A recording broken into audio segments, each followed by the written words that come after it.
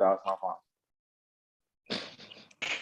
Arsenal Pelly, what's up? How's your Thursday been? How's your week been?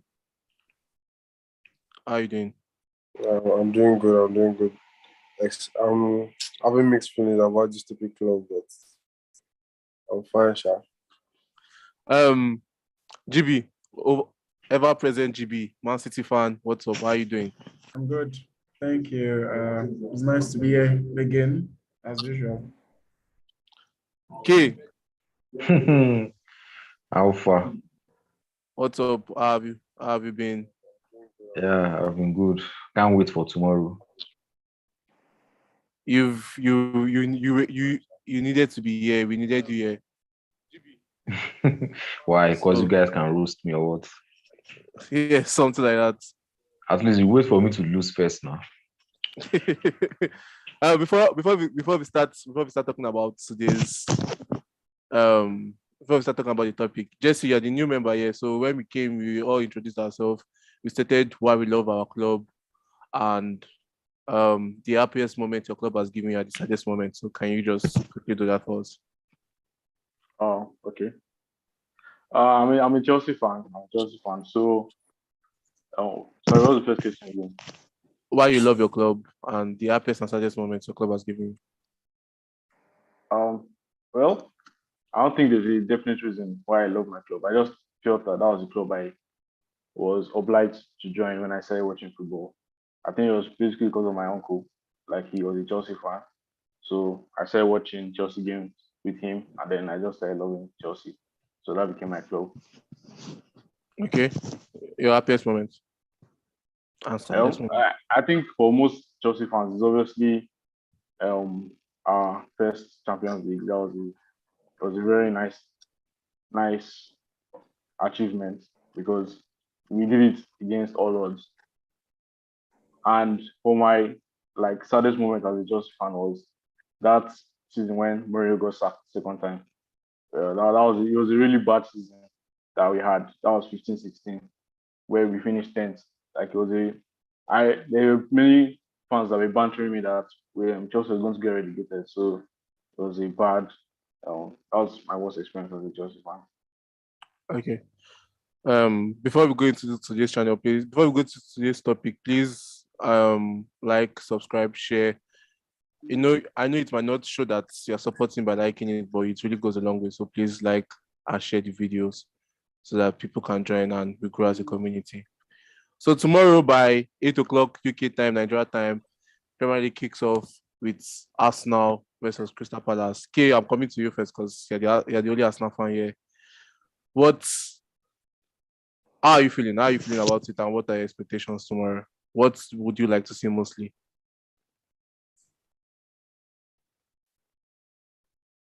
Okay. Yeah, I didn't get you. Oh, I said Premier League started tomorrow. How do you feel about going into that match, and what are your expectations? Do you feel confident going into that match, and what are your expectations? Well, I'm expecting a win, nothing less than a win. And seriously, the fact is I'm not even feeling any tension because I don't see any reason why I should feel any tension going into that match. So you know me now. I know they carry last. My club is going to win tomorrow, definitely. There's no two ways about it. So I'm not feeling any tension. I'm just happy that the Premier League is back. At least now we don't have to be watching anything. Like most weekends, I'm always too bored. But now, thank God, I have something to do. Yeah. Jesse, I saw you smiling there when you said he's very sure that he's going to win and everything. How do you feel about Arsenal this season in general? Because you've not been in this challenge, this is your first time. And what are your expectations of them this season? Arsenal, they have obviously gotten stronger, yeah. Because when they faced Chelsea, they beat us they gave us a good beating. They played better than us throughout the whole match. That one I give them. But that's just preseason. Arsenal will always be Arsenal. So I feel like tomorrow is not going to be straightforward. Patrick Vieira really drew that Crystal Palace last season. They played really well. So I feel like coming into this season, with the way they have been playing, even their preseasons, if you watch like some of their preseason games, they played really well. So I feel like Are it's not going you to be a straightforward match are you tomorrow. seeing the double use of should I call it situation that are using now? Arsenal is playing well. You are telling me it's just preseason, but Crystal Palace is playing well in preseason, and you are telling me because of their playing in preseason, I should be No, okay. you calm down now. Wait, Uh-huh. I'm talking The about same way, connection from the last same way, season. no, the same way, The the connection same from way, last season. The connection from the last same season way, into the this same season. way. So I didn't have any connection from last season to this season also. I mean, you guys So both to Champions League. You did I both to bought to Champions Champions League. League. You lost. You It lost. happens now. That is part of life. You Now didn't, you guys even need to beat, bought to you two didn't need to beat finals. Tottenham. Wait, Bro, you didn't need to beat Tottenham. you guys bought to two It's not finals without banter scoring time anything. now. The thing is that we No bought to Guys those two banter. bought finals against a club that are playing I bought the it best against football who? right now. Did I bought to Champions League against Crystal Palace? The Wait club I now, bought to Champions League you to, didn't. not like they are bad. I Wait, bought to the you guys, to wait, you Tottenham, guys did not and need they are to not beat. bad. You don't need to beat Tottenham. You didn't need to beat Tottenham. You just need to draw. You just need to get a draw, and you are qualified for Champions League. Yeah, probably. you guys just have to just find a way to beat Tottenham, Liverpool also in two finals, and you're not able to do it. Not even a goal. So I'm not sure you are. I'm not sure Wait you are in now, the position to tell me to say We someone is need to bottling. calm Liverpool. down. It You looks guys are like even bottling the transfer window. Wait now, Bro. wait. whoa, You know that whoa. Liverpool didn't score against us as well. That's one thing I should know. And you guys played Liverpool last season. I don't remember if we even drawing with them any game, but we drew It with them happens 2 now. games. It It's happens all now. right, Your please. Let's move two on. draws Let's move had on, nothing. please. Your two draws Okay. didn't give you any Okay. points or anything. Okay. And you guys carried it over to the transfer window again. Keep on bottling. No, So, wait. Transfer I'm window not, is Okay, supposed to be not a sure. different- I'm not sure you're in a position to say It's going anybody's to be a bottling. different talk completely. Let's- Yeah. let's Transfer window is calm going to down. be different. Let's calm down. Shobayo, I saw you, Pelly, I saw you smiling when he was talking about him being confident in Arsenal winning tomorrow and everything. What dangers do you think Arsenal might face going into tomorrow's match? Where can Crystal Palace win this match? When Tactically, like where tactically do you think, what tactical changes does Patrick Vieira have to do tomorrow to win tomorrow? honestly, but I'll be honest, I don't see Crystal Palace even seeing a draw tomorrow. And I don't know how exactly they can win that match tomorrow. Thank you, my brother. No, but Thank you. then Pelly, last season, Arsenal lost there, yeah, if I'm not mistaken. Yeah, they lost to them, yeah, towards the end of the season. Because I know everybody, I know Arsenal are on form, to be honest, but like Selhurst Park is not an easy place to go to.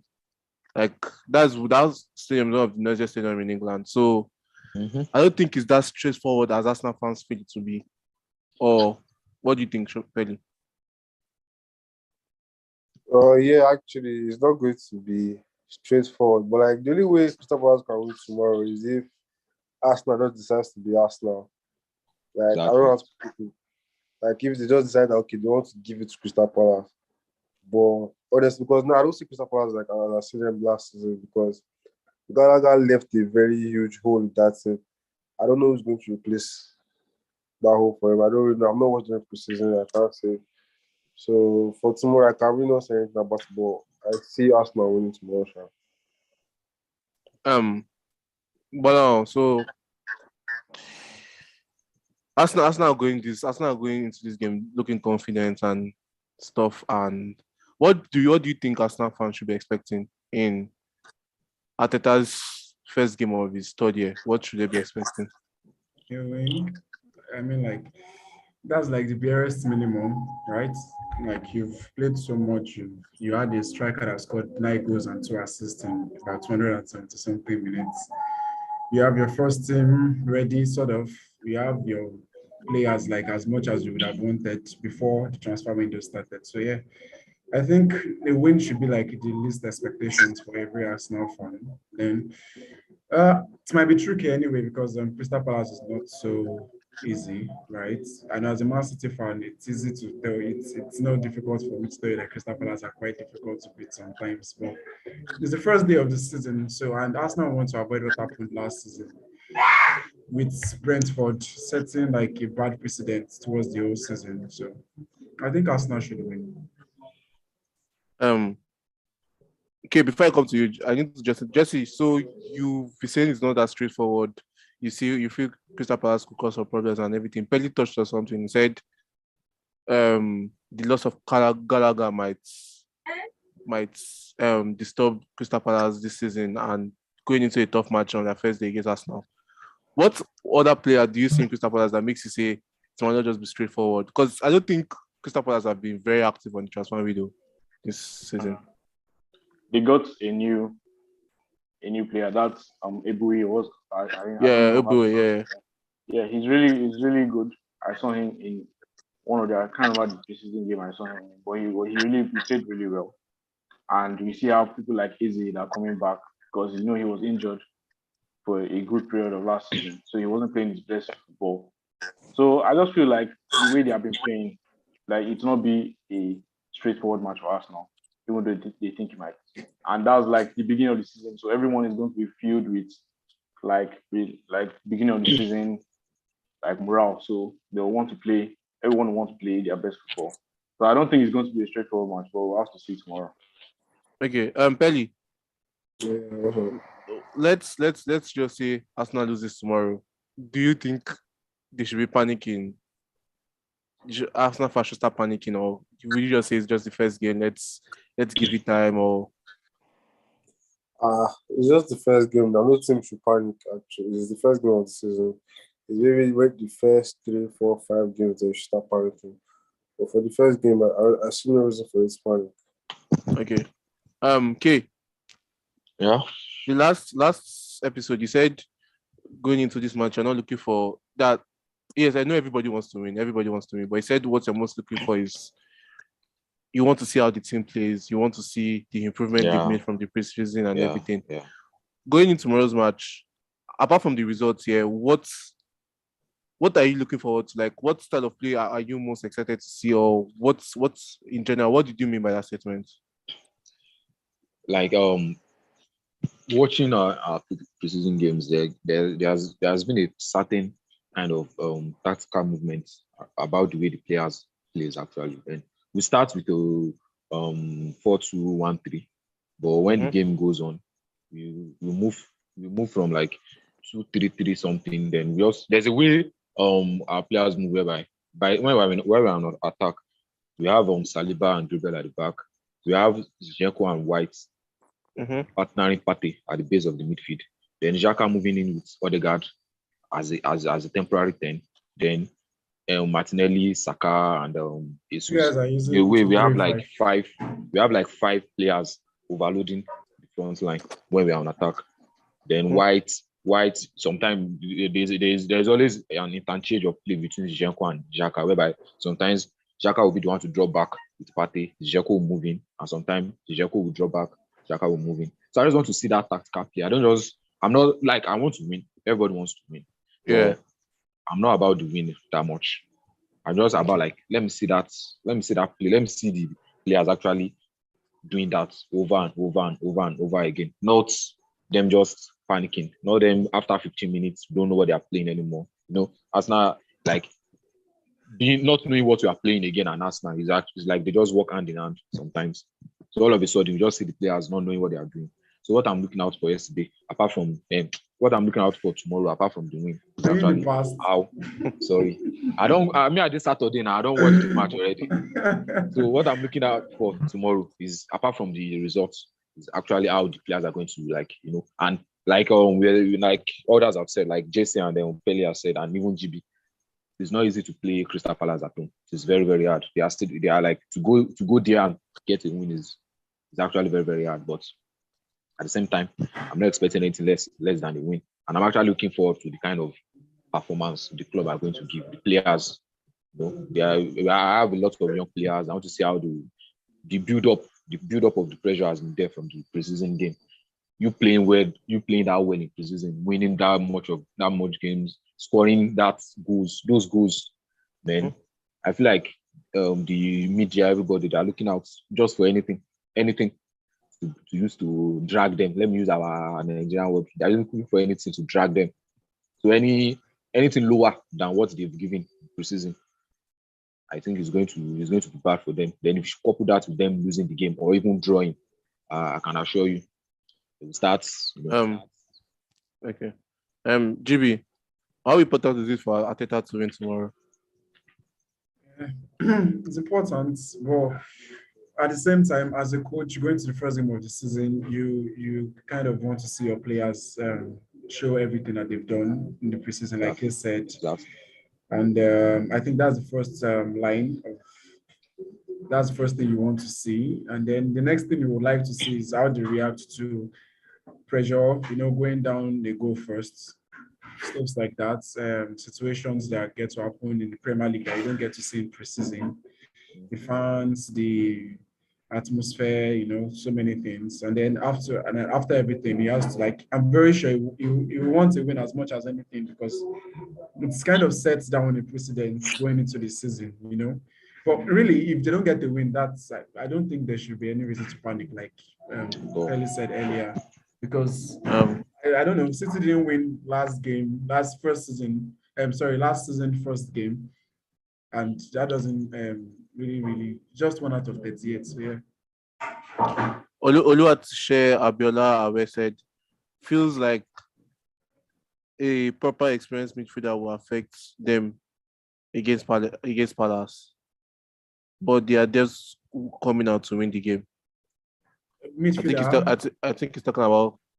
I think this with what Kay said, I've not really watched so much of Arsenal's matches during the preseason, but actually building up with a 2-3-5 actually helps you to secure the base of your midfield. Once you have a central defender partnering with your defensive midfielder, and then you pull back to there, and then you have two free-flowing eights in between, along the line of 5. So you should be good. You should be able to protect yourself from counter attacks. That's just the basic, because that's Man City actually plays that a lot more. This time Walker joins Rodri, so it's 2, then 3, then sometimes Cancelo joins at the base of the midfield. So it helps you to protect against counter. And I think that's what Crystal Palace is going to play. I mean, you have Zaha, you have Olise, you have Eze. That's just basically what they want to play, counter attack. So yeah, I think Arsenal should be free. Okay, so we're going to move on to the next match. But before we move on, I just want to hear you guys score prediction for tomorrow's game. Jesse, because this is the first time, I want you also rate Arsenal's transfer market this season. So just starting with you, your score prediction and rate that transfer window. Their transfer window has been really good. I think them signing Jesus takes them to another level, because the guy is a good striker, or he's a decent striker. He's going to give them goals, definitely. So I think just that signing is a very good signing for us now. So on the scale of 1 to 10, I think I'll rate their transfer window right now at 7. Also, the left back that he got, Zinchenko, he's going to improve their team as well, because Tierney he got a lot of injuries last season. So I think 7 out of 10 for their transfer window. And for the match tomorrow, I'm going to predict 2-2. 2-2. Pelly. Score prediction tomorrow. Okay, Arsenal to win 3-1. Arsenal to win. Bola. Sunil, Arsenal to win. Okay. Score prediction, are we scoring? I'm expecting anything. I'm not expecting anything less than a 2-goal difference. So probably a 2-0, a 3-1, a 4-2. I don't know. And Jesus scoring definitely, because the kind of energy he's playing with right now, I don't see Arsenal scoring more than 1 goal and him not being part of the goals. So let's just say 2-0. Jesus having one of the goals or both. I was going to say 3-1, but Pelly said 3-1, so I'm going 3-0 Arsenal. So I'm moving on to Saturday 12. I'm moving on to Saturday 12:30 against Fulham versus Liverpool. And Pelly, what are we talking about in this match? Everybody's expecting Liverpool to win. Pelly, What do I ask? What's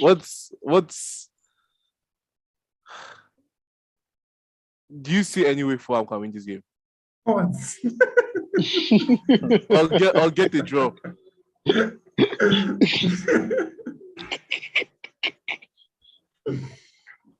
I'll get it. Doesn't want to answer your question. Oliver Tisha said Arsenal to win 4-1. Okay. Uh-huh.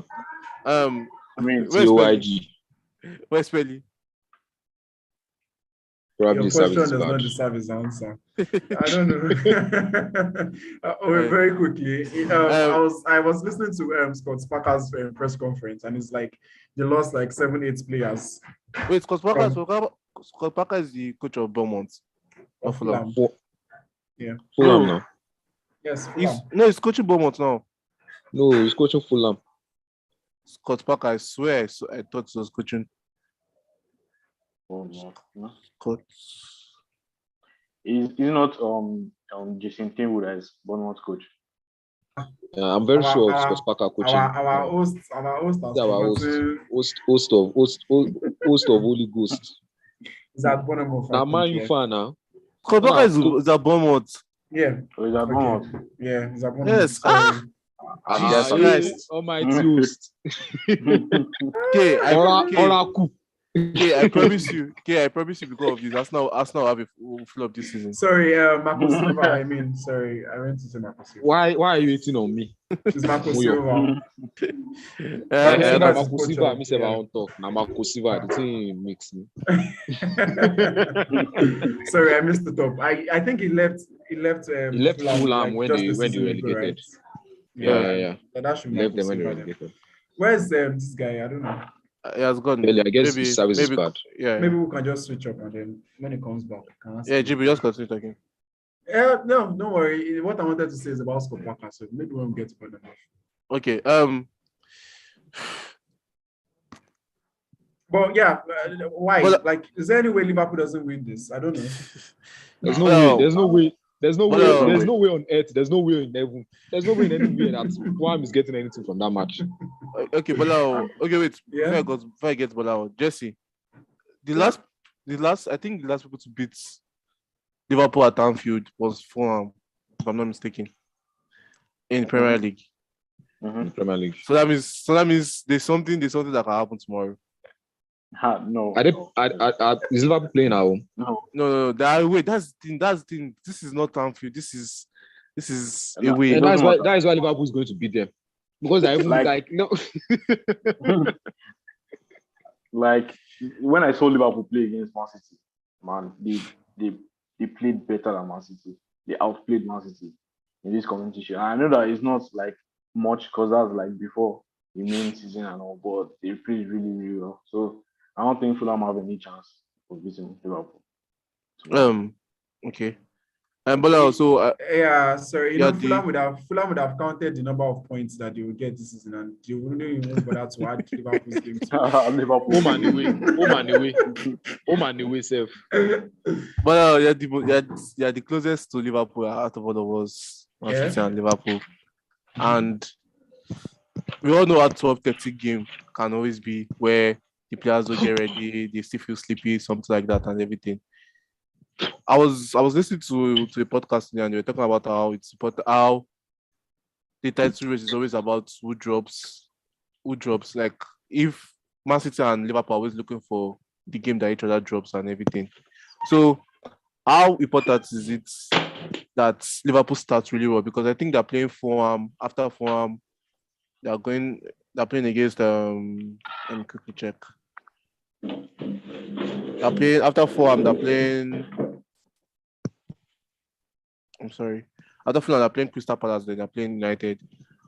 How important is it that Liverpool get those 9 points to show everybody that they're really ready to challenge for this title? Yeah. Really. I once saw a quote somewhere that's like the league is somehow won in like the first 8 games and the last 8 games. So like judging by Fulham alone doesn't really mean much because honestly, I don't even think Liverpool is going to lose. But yeah, winning the first three games is like I was saying earlier, like when the season starts, it's very important that you try to set like a precedent towards the like at the beginning, so everybody knows that we can find that we mean business. And honestly, Liverpool Man City, it was like the way I saw Liverpool there, like really sharp, ready to go, like ready to perform. So those first three matches, I don't know, at the very least, 7 points out of 9. And I think they should even have 9 out of 9 safe. So I think Liverpool is good to go. And honestly, they should win. They should be fine. First three games, yeah. I think 9 points. Like, I don't know. Last season, 9 points, first three games. Yeah. Yeah, so it should be good. Okay. Belly. This season, do you think what do you think about Liverpool? Like they're going into a season, coming back from a season where people feel, oh, they underachieved and everything. What do you think about them going into this season? And do you think them losing Sadio Mane is it's a big loss that could affect them this season, or are they going to be okay?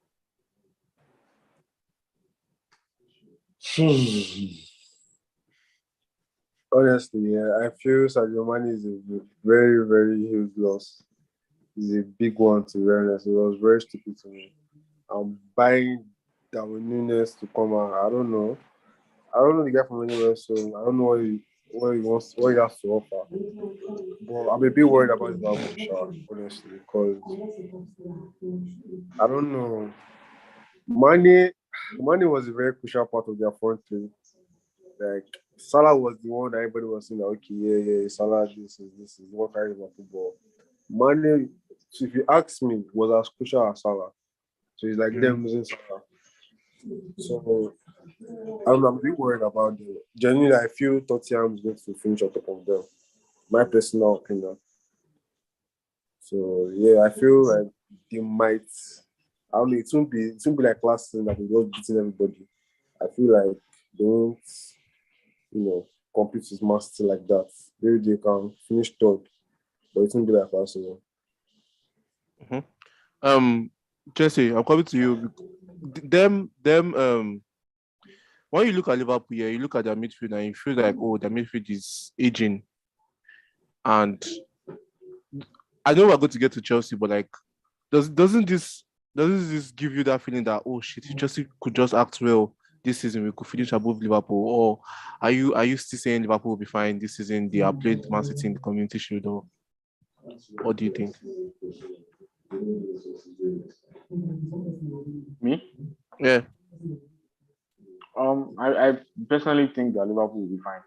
Like, I feel like you can already tell that their team has that chemistry among themselves. When you see them play, you know that this team has that chemistry among themselves. Because you can see Luis Diaz is already trying to fill in Mane's shoes, and obviously it's not as good as him, but I feel like when their system on the chemistry is there, then a team will always succeed. I don't think that Chelsea are at that level yet to think that they can finish above Liverpool. And I think personally that Chelsea are going to struggle this season. Oh yeah, well, we're still going to get to Chelsea. Okay. So everybody, so we've had one saying Liverpool might struggle. We've had one saying Liverpool will be fine.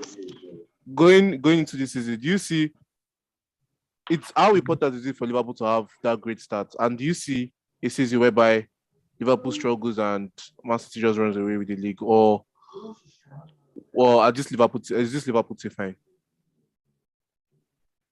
Well, I feel like I will go with Jesse. Like, these guys are still fine. Their players are still there. Probably in the next 2 seasons, maybe they will have problems because they're actually not replacing the players they're supposed to replace. See their midfield. Their midfield is actually dead. Yeah. That is of facts. Any problem with the players there, let's say Fabio, Anderson, Keita, like they don't have adequate replacement for any of these guys. So for now, they are fine. But if they don't change their recruitment, I'm very sure they're going to have issues in like a year or two. So this season, I feel like, this has been my stance since we started. Liverpool are still going to always be in the mix. But I feel like at the end of the day, Man City will still probably be the one winning the league. Liverpool is just going to be there. I think Sorry. their midfield is not even as bad as you think because they still have the likes of them Elliott, them Curtis Jones that As- still there. Those guys are not. Those guys they have. Those guys are not going to come in and make any difference.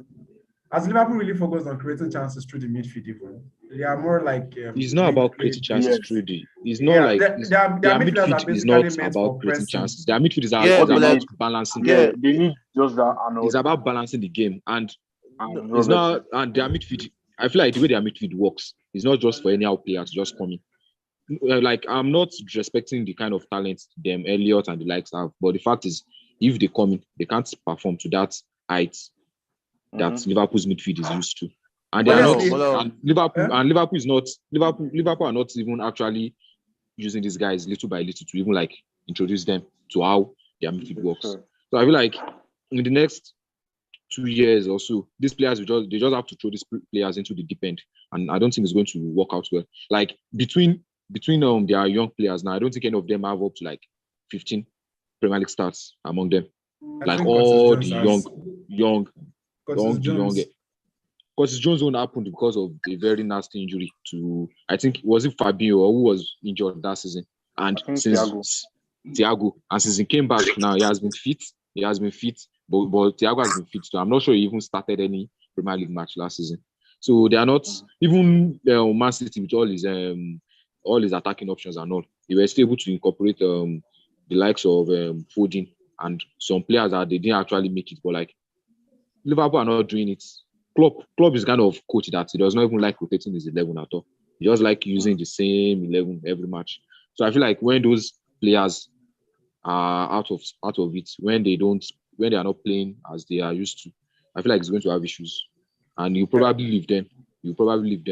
Because the players he has, they will not be able to hit that level. One thing though, like I really have to praise like Liverpool's like medical or physiotherapy team. Because last season, like they literally played all games. 63 or 64 matches. As an European club in the Premier League last season, and their midfield was like, I don't know. Before Thiago came. But then a season before that, it was actually their back line that had the injuries, not even their midfield. I mean, as well as Henderson, Fabinho, both of them, they had like as well.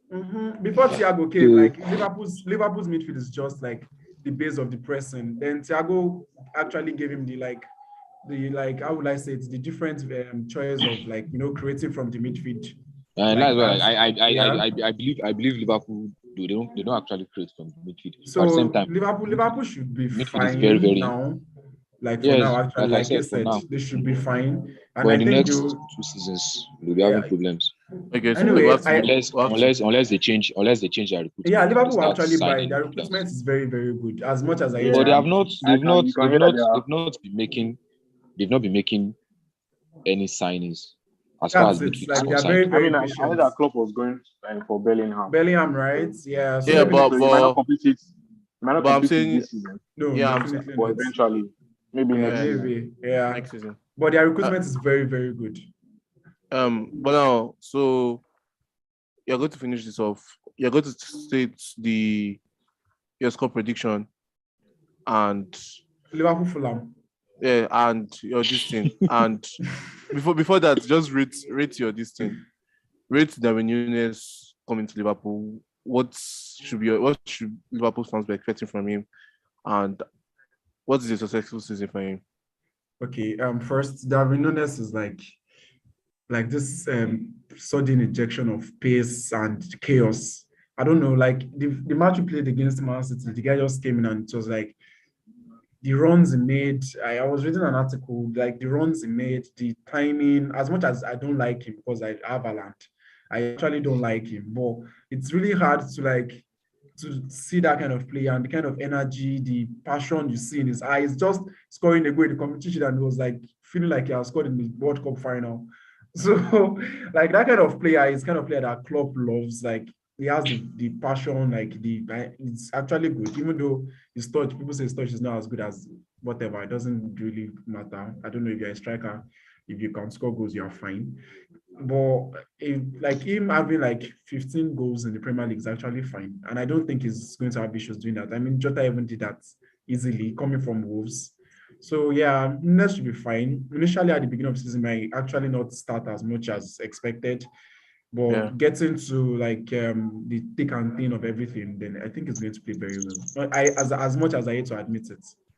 Then Okay, Liverpool so for Fulham nil. Jesse, Yeah.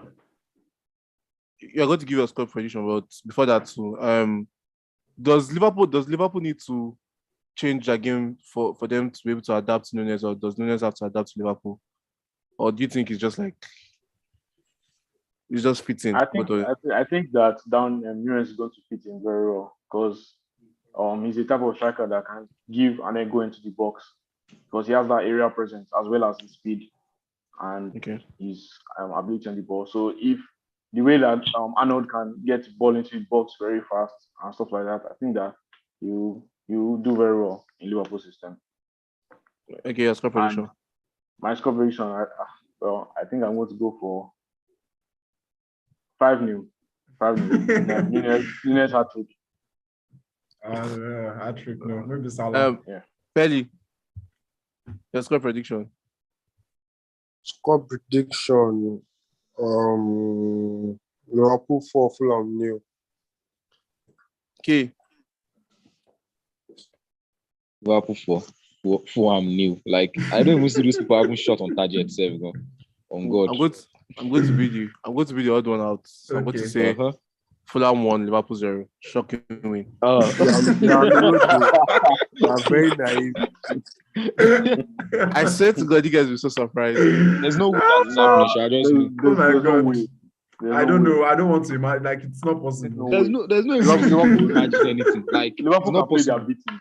Liverpool can play their beating. And see pipe those guys. Honestly. And see pipe them like 2-0.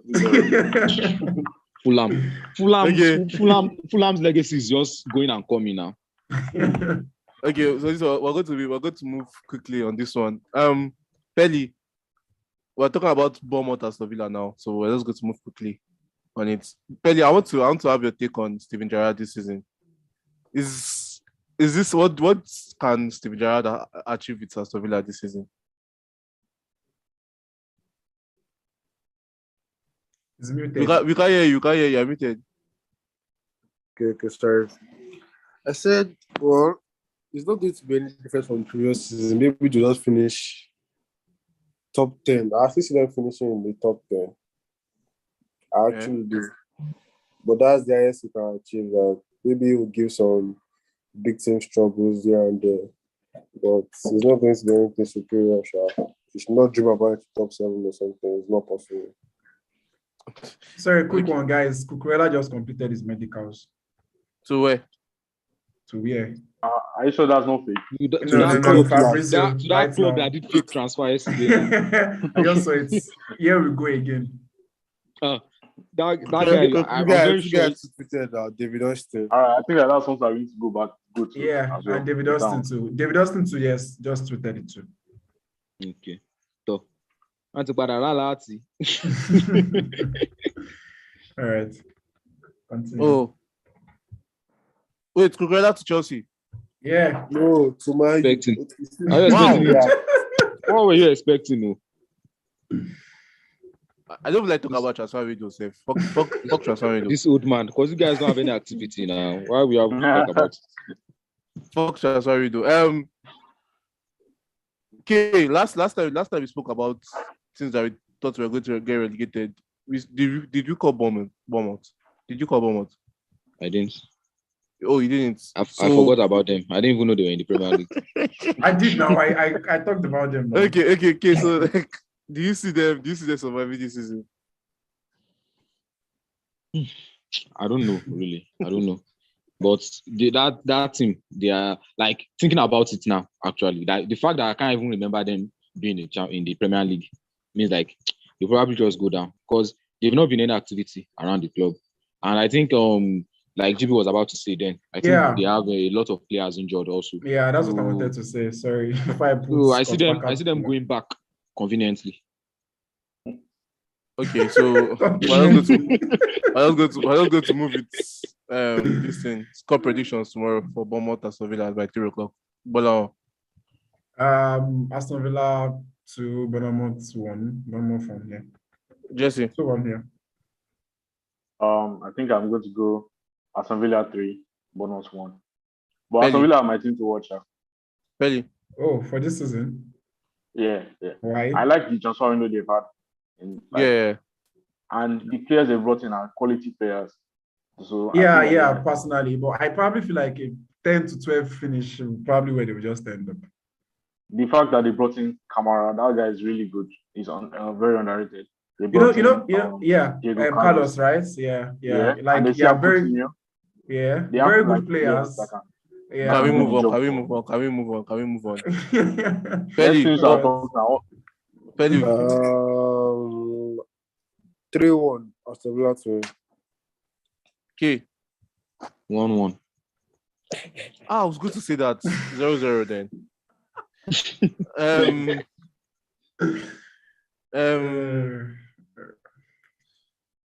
Belly. True. We're going to Newcastle now, and Newcastle versus Nottingham Forest. Our boy just came from Nottingham Forest, Ghana, and our boy went there, Henderson and everything. And the boy that hates you so much. Oh, sorry. It's not for my boy, Seth. He's an idiot. Jesse Lingard too, another idiot went to Nottingham Forest and everything. Do you think Nottingham Forest have what it takes to survive? Because I think they signed Taiwo and Woni. Yeah, they made some really, really good signings. Yeah. So what's our expectations for them? Yeah, do you expect them to escape relegation or? I sincerely think they will survive the relegation. I feel they will, based on the signings they made, because Awuni is a promising signing. We all know what Lingard can do. Anderson is a really solid goalkeeper. He really helped the team. So I really think they will escape relegation. Yeah, I think they will. Okay, Jesse. We've spoken about Newcastle. This is about Newcastle on this channel, and K has been the one saying he doesn't believe in the next 4 years Newcastle can win the league and everything, but they have the richest owner in the league. In the world. Oh, even in the world itself. This season, I don't think they've made enough signings and everything. What do you think is going on with Newcastle? And do you feel in the next, like, let's just say in the next 2 years, they can upset the Big Six by entering there and start creating a name? Or how difficult do you think they will find it, like the way Man City did? I think they'll find it difficult. I don't think they can win league in the next 5 to 6 years. I don't think so. Okay, what of the next 2 years them upsetting the Big Six? I don't think so as well. Okay. There's a difference between having money and having purchasing power, because players still need to want to come to your club to play for Newcastle. And at the moment right now, I don't think any promising player will want to be like you'll be sold by the idea of Newcastle, because the Big Six, they still have money as well, and they still have like the backing, like as a club, to show for themselves. So I don't think that players will be attracted to go to Newcastle at the moment. So I don't think that they can upset the Big Six anytime soon. Okay.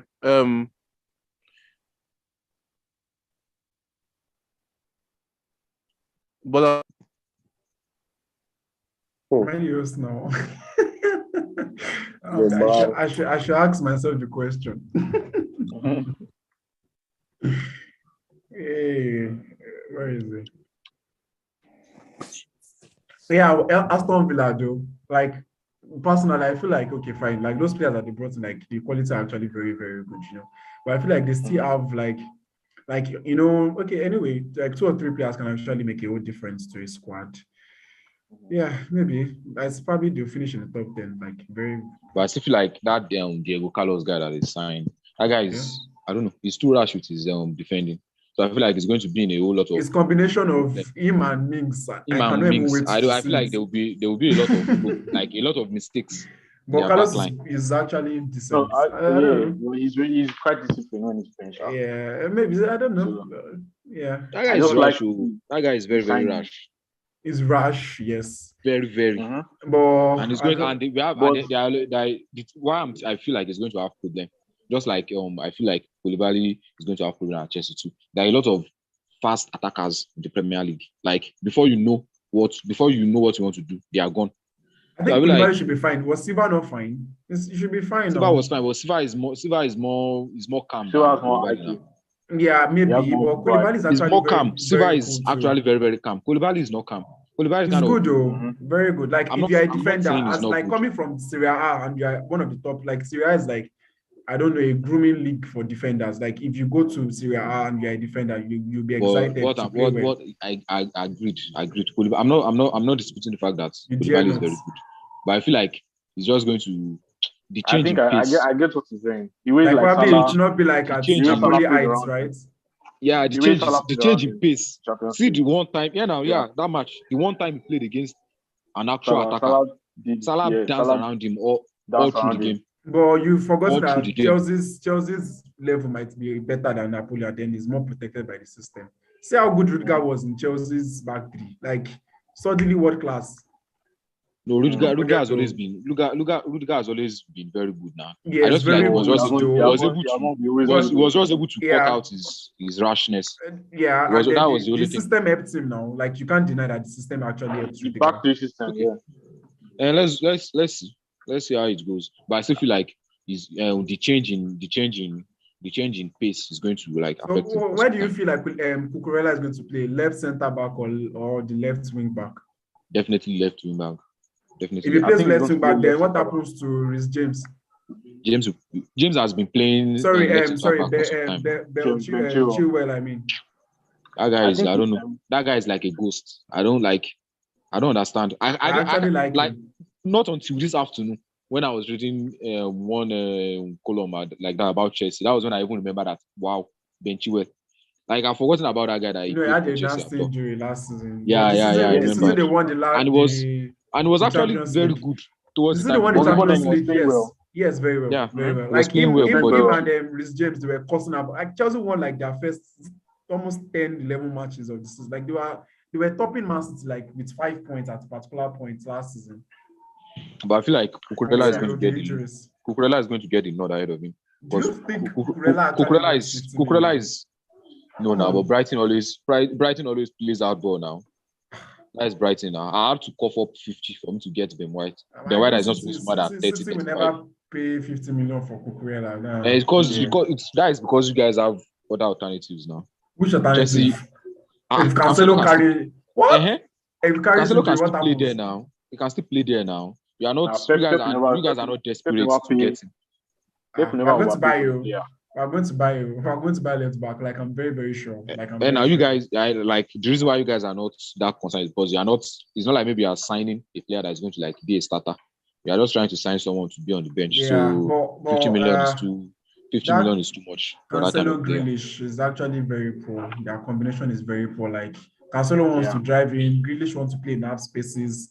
If Yeah, only I- Grealish I- could get a overlapping fullback, then maybe sure. But right now, that guy, I don't know. I feel like sad they story. will probably. I don't know. I feel like they have to just change this thing. Cancelo can't just be the one playing alongside Grealish. Like it's not going to work. It's not going. Because Like the it's space, not the fitting. space Grealish is supposed to be taken. Cancelo is also going to be taking that space also. Yeah, most times it's Imagine Foden, giving Cancelo. your left back or right back, giving number 7. How is a winger now? Cancelo is like a winger now. So a winger playing with him is going to the only wingers that can play with him is like the likes of Mahrez. Those are the kind of people that can play Even with him. Mahrez, That- Mahrez is actually Mahrez naturally a cuts winger. in. Yeah, now I can even Mahrez stay on the cuts in more. touchline. Yeah, I yeah. can still Welcome, cut host. him more and stay on the I've touchline. collected Sorry, guys. the job. Sorry, guys. Who is this thing? Who are we talking about? Yeah, you were about to ask me about Newcastle. Newcastle, yeah. Okay. So what, I was going to ask, what problem? Right. What problem would Lucas face in getting these players? I mean, like Man City got it easy, and for what it different sounds, now, right? but for what it sounds, it's just like Newcastle are a very, very big club in England. So What makes him very difficult? Yeah, Newcastle are like a very, very traditional club. Like Yeah. they're actually really massive. They have a very like devoted fan base. Do you get? But Mhm. right now, there's just so much money in the Premier League. Like, okay, no matter how, like, even if your owners are the richest in the world, like Man City, Chelsea, Liverpool, Man U, those guys, they're not relenting. Arsenal, like everybody's getting better, you know. So it's not like you can just come and then would Newcastle even want to sweep up their feet right now? Like who wants to go to Newcastle like all of a Probably a sudden? 32-year-old Neymar Or Ronaldo, right? or Ronaldo. Please, like can we respect the goats? Can we respect? like actually, I feel this season there's one thing I see Newcastle doing. Newcastle is like, okay, we don't want to like just buy. They have like they still have like this core of players that they cannot just like remove them all at once. So they want to like do it gradually. If you notice, I think Jojo Shelby is gone. And then I think Amiron should probably leave anytime soon. I think Amiron is still in the squad, but probably at the end of the season he gets to leave. And Am then I we the only have one? Am I the only one that feels that guy is a very good player? yeah, it's not real. You just No, play you are the well only at one. You are the only MLS. one. You are the only one. You are the only one. So like Newcastle like Guys, actually you guys beating their decent. time. Yeah, so I think what Newcastle are planning to do is okay, fine, let's go into the season. If the season does not go well, let's do what we did last season. Try to do some things in January transfer window, push ourselves out there again, and then probably at the end of like next summer, next transfer window, then they get to because naturally, Eddie Howe doesn't look like a guy that's going to actually take them to the next level. It's just like Newcastle just wants to like maintain that one position in the league that are like 10, 11, 12, you know, actually comfortable in the league, and then they can move on from there. Buy the kind of players that will probably push them to like 8, 9. January. Yeah. You can only buy players in January. That's when they can compete.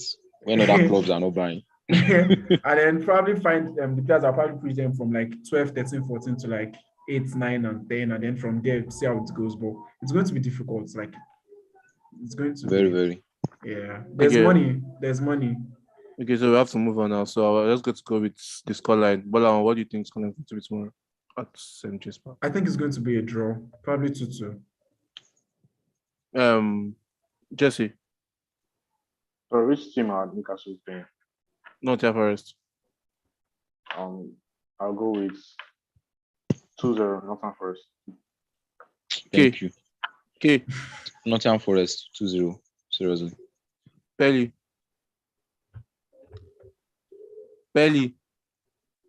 Yeah. It's like Score prediction. it's dozing. Score prediction. I think Nottingham Forest to Newcastle 2. Thank you. Me and this guy are just Because- on the same wavelength. Because I hate that bastard for touching. Newcastle to win 3-0 and Dean Anderson to have a fucking bad game. Now, You are just being, you are So just you know that 18. it's not positive. You are just 18. Honestly. so now we're moving quickly to Tottenham now. This is going to be another very interesting conversation. Jesse, you said you felt Tottenham might be able to finish. Is that what you said? Tottenham might be able to finish above Liverpool. Is that what you said? Who said that here? Just Okay. Jesse. Then Pelly, you said you felt that Tottenham might be able to finish above Liverpool, and so why did you say that? And yeah, why did you say that? What have you seen in Tottenham going into this season to give you that confidence to say that?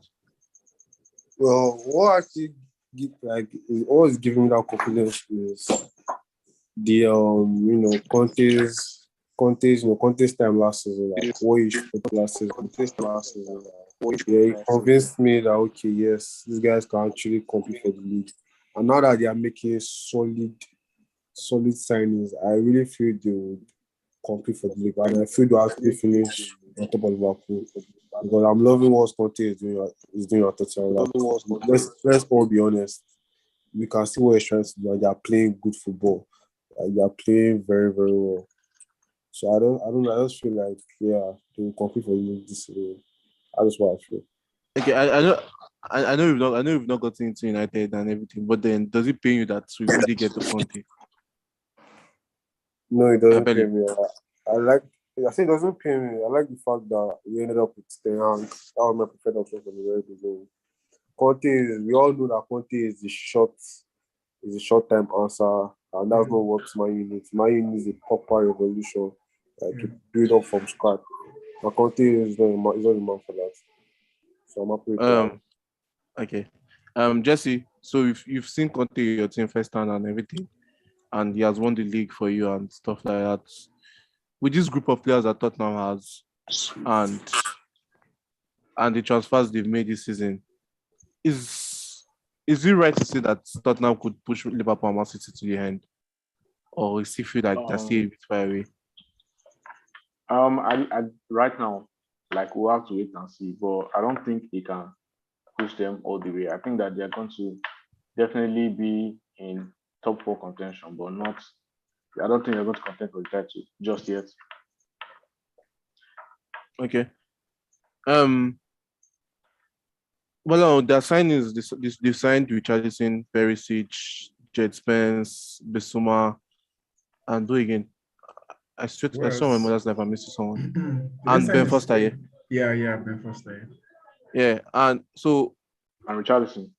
I said Richarlison. Yes, it did. Yeah. Okay. So when you look at Tottenham from outside, you feel, oh, these people are making progress and they've signed the right players they need for this project. Going into this season, do you feel? Because I think someone just said Conte is a short-term manager. Do you feel like this isn't where Conte pushes the league, or is the project still a gradual process where they still wait till next year and do some transfer windows? Or I think like right now you have Man City and Liverpool at the peak of their powers for you to like really push them. It left to me the only coach I probably see like that can actually do that is probably Tuchel. And right now, Tuchel is Chelsea's not even, they don't even look like they're improving from last season to me. Tottenham are actually going to be in top 4 contention, like Jason said. But actually, with the squad, and I mean, Richarlison is probably not going to come in as a starter immediately. They still have Harry Kane, Son, and Kulusevski eating up from where they stopped last season. And then Bissouma, yes, good addition. Ben Foster, backup option for now. Perisic, yes, very good. But come on, look at their defense line. Just look at it, still look at it. When Romero is injured, who else? Nobody. Romero is literally like the biggest glue at that whole back line. And you can't win the Premier League if your defensive if your defense is not good enough. Like just look at Liverpool some seasons ago, from being so good to, I don't know, battling for top 4 rights, I think, because of they lost some very, very important like defenders. So Tottenham does not have like the total team structure in comparison to Man City and Liverpool. So they'll just fight for top 4, and Conte said we'll be fine with that. They'll probably try to win a cup or 2. Okay. Okay. Yes. When Conte went to Juventus, the first time he went to Juventus, they had not won the league for years, and he came, he won it, and then he won 3 times in a row before he left, and then it was like a 10 years domination of Juventus and stuff like that, and then Conte came back and became the other good dog, and he won the league again with Inter Milan. Isn't it disrespectful that all we're just saying is Pep and Klopp are too strong, and we don't see Conte winning the league this season? We just see him challenging. Isn't it disrespectful? What do you think is right thing to say? The thing is, I don't think it's disrespectful in any way. No, I'm not taking anything from him winning the league with Inter, but like he won the league with Inter. The season Juve were very bad. Juve were very, very bad. The season whereby Juve were not even that good, but they were still able to manage. They won the league. They lost But it. he came to Chelsea that was a very poor side. They finished 10th, and then the next season he won it for them. That was Premier League then. I don't know. I feel like there's been a raise in the way Premier League football is now. Yeah. I didn't mean that when he came then he faced this Man It City came, and this it Liverpool. came when Pep was just building his team and Klopp was just finding his now, feet. that's what I'm saying. Like, I didn't mean that he came when Liverpool as good as this and Man City as good as this. There's no way he's going to win it. There is no way. Like, he's a very good coach. Everybody knows that. But I feel like at the end of the day, on the long run, he's going to just fall short one way or the other. Probably by his own mistake. And again, one thing Conte's football has always been about is how good his defensive line now. And I don't think Liverpool's defensive line, Tottenham defensive line is as good as that. I feel like on a day whereby you push Tottenham very well, you're going to get one mistake or the other from the back line and you're going to get your goals. So I still feel like the only thing we can get from this season is probably a top 4 finish, and he was able to manage Snatch one or a two cup, cups. yeah, exactly. That is it. Then, I don't even see him competing for the league at all. I see him just competing for the top 4. Okay. Jesse. I was going to ask a question now. Spurs. I was going to say something about Spurs. I'm sorry, can I quickly chip this thing in? Like, Okay. Looking at it, do Tottenham actually look like a team that has this winning mentality, like strong enough Like, to win the you know, league? you know, but I then made, isn't I made but a then point. I made a point on this thing when we were talking the last time that apart from the only reason why you guys are actually putting Tottenham in this discussion, It's not because of because they Conte, have, right? no, it's not because they have players or anything. It's just because of Conte. Like, These players nothing are else. actually poor. Like Nothing else. the season before Conte came, okay, Conte's first season, I think he took second with Inter, and then he won it the following season. But Yeah. see, just look at his defensive line that season. He had what's this? He had Skriniar. Yeah. See, like just Right. see the abilities of those center backs, like the three. Now he has like Romero and this is Sanchez or whatever. I actually think this guy is going to bring playing? Who? Langley. He's going to bring. Are you Langley that you know from Baka? I think that wait. I think that players just need a different system for them to play better. Okay, So, maybe before he went to Barca, when he was a good defender, when he was in Lyon, he was good. So it might just be a system change that he needs. But is Langley actually good enough to like boost up a whole defense? Like no, like see Conte at Chelsea, at Juventus, he had Bazzagli, Bonucci, and Chiellini, like three crazy center backs anytime, any day. Same thing at Inter. At Chelsea, who were the player? I don't in Chelsea, center backs were not like at that high level. They were David Luiz, Jesse. But Chelsea has this winning mentality as a club naturally that Tottenham doesn't even have. Jesse, when is it can they not just be a scenario where Man City and Liverpool, like we all know Man City, we all know Pep and Club, they go for everything nowadays. Like they try to win the Carabao, FA Cup, Champions League. And can it just be a scenario where Tottenham goes out of Champions League, goes out of FA Cup, Carabao, because we all know Conte does not really care about those things. All of what he cares about is the league. And then Man City and Liverpool are going for everything, and then everybody's overlooking Spurs, and then Spurs just comes, focus on the league and try to overtake them. Because I feel like the only team that is going to challenge them for the top 4 are Arsenal and Chelsea. And Chelsea, everybody's all having doubts because of the transfer windows they're having. And Arsenal, Arsenal are the only team that could challenge them for that top 4, and there are 2 spots they are fighting for, third and fourth. So can it just be a scenario where everybody sees Liverpool and Man City going for everything, and then Spurs are just focusing on the league and they just win it? Or do you think it's still a reach? There's no scenario like that. I don't think so. As in Man City and Liverpool has always going for it every season, and they always they will be the 2 clubs. Pep knows how to play. Pep knows how to play league game very well. See the rotation. You rotate against any team and beat them. And he has 5 and Klopp will not rotate, and you will still win. Yeah. Against big teams, you just play his first 11, give them like 3-0, 68 minutes, you make sub. That's how Pep goes. So I don't think that he would make that mistake, especially if Conte goes out of all competition. And the competition he still has to go out of, he still to play in those competitions, so it might affect him for them. See Liverpool last, like they played 62 games and they still fought for the Premier League the last day. To the Even last the day, season yeah. before, Man City played almost all the games. The season that Man City lost to Chelsea in the final, and they still won the Premier League by the Sorry. last day. Like these Yeah. guys are like they have quality all They over. know how to every- play. They are used Yeah. to that Yeah. level. They are used to that level of football. I don't see the fact is I don't see Tottenham getting to that level. Like apart from me hating the club personally, but I don't just see them. I don't just see them getting to that level. Like they are not just. They don't have the. They are not. I feel like the players they are signing. They are not actually signing winners. They are not signing winners.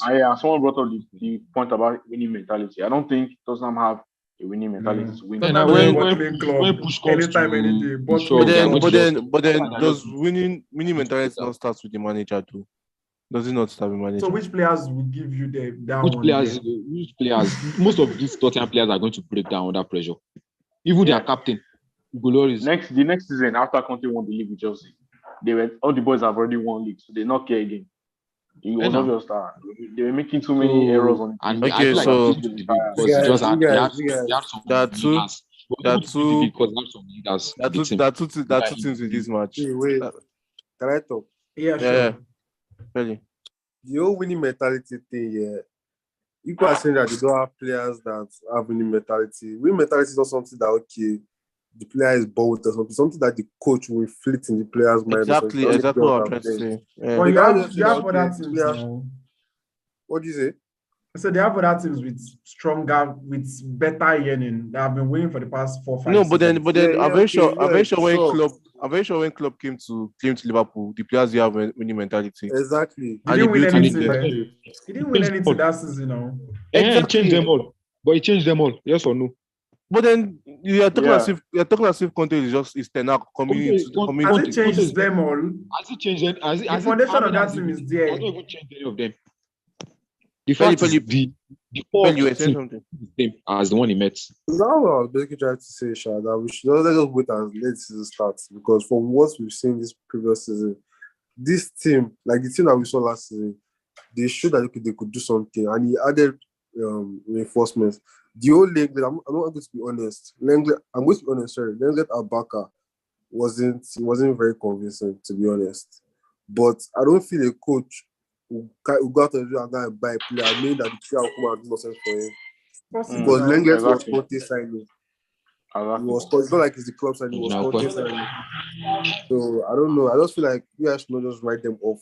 I'll probably like top 4, yes, definitely. But fighting for that title, I think is just a little bit too much. Yeah, it's Too out much. of Like there. what people don't understand is like the core of the team is still the same thing. So they'll probably still like fail at the same stop. Like maybe they're just for going, this season. like they're just going to be, even if no matter how good they want to play, I feel like they will still be the one to cause problems for themselves. See, wait, sorry. Okay. Okay. Okay. Last point. Last season, there was something about Tottenham. Tottenham had like very, very enjoyable periods when they play against big teams. Big teams that Tottenham can sit deep and then catch them on the counter attack.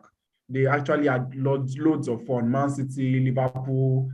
But when Tottenham get to face the small teams, those teams that will sit deep and say, okay, Tottenham, take the ball, you play. Yeah. They struggle to beat them. I use that Roma game as an example. The Roma that Like played. they don't have the creativity in the midfield even. No, you just look at it. Ndombele used to be the player, and Conte does not like the kind of player that Ndombele is, because he brings creativity with a little bit of laziness. And so, honestly, the creativity, the defense. Conte does not like risk. Yeah, so I know. Let's just move on. But personally, I feel it's just a little bit too much. The league. With there are two teams in this match, Southampton and Tottenham. But then before we go into Southampton, Pelly, looking at last season though, Tottenham make it top four. Was he basically Arsenal slipping off at the late stage and United being bad, or was Tottenham that good? Did they really deserve to make that top 4? Obviously, they deserve to win it because out of Tottenham, Arsenal, and Man U, they were the better team.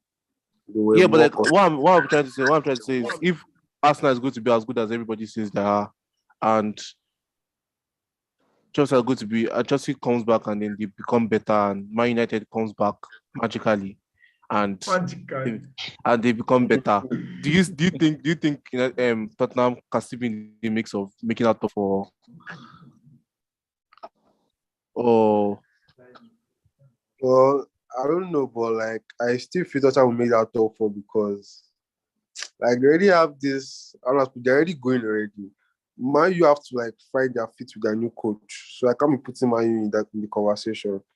Arsenal, okay, yes, Arsenal is big. Like there's an obvious project going on, so and they are making good signings. So yes, maybe they can, challenge Tottenham for that top four.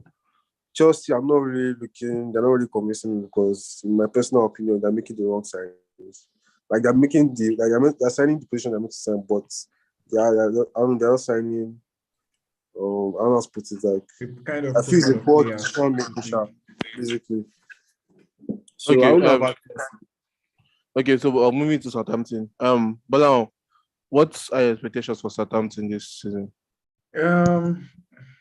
12, 13, 14, as like they actually added some like right now Southampton are probably like they are currently working on the project that involves signing young players from some of these big clubs. Players that can't seem to get into the big clubs first team. Like last season they had Livramento, and then this season they bought this Man City's defensive midfielder guy from our academy. Sorry, I've forgotten his name. For 15 million. Zambu or something. Yeah, I can't even remember his name. So like that's kind of project that Southampton is probably working on right now. Like such a project is going to take a while because you can't just come with a small.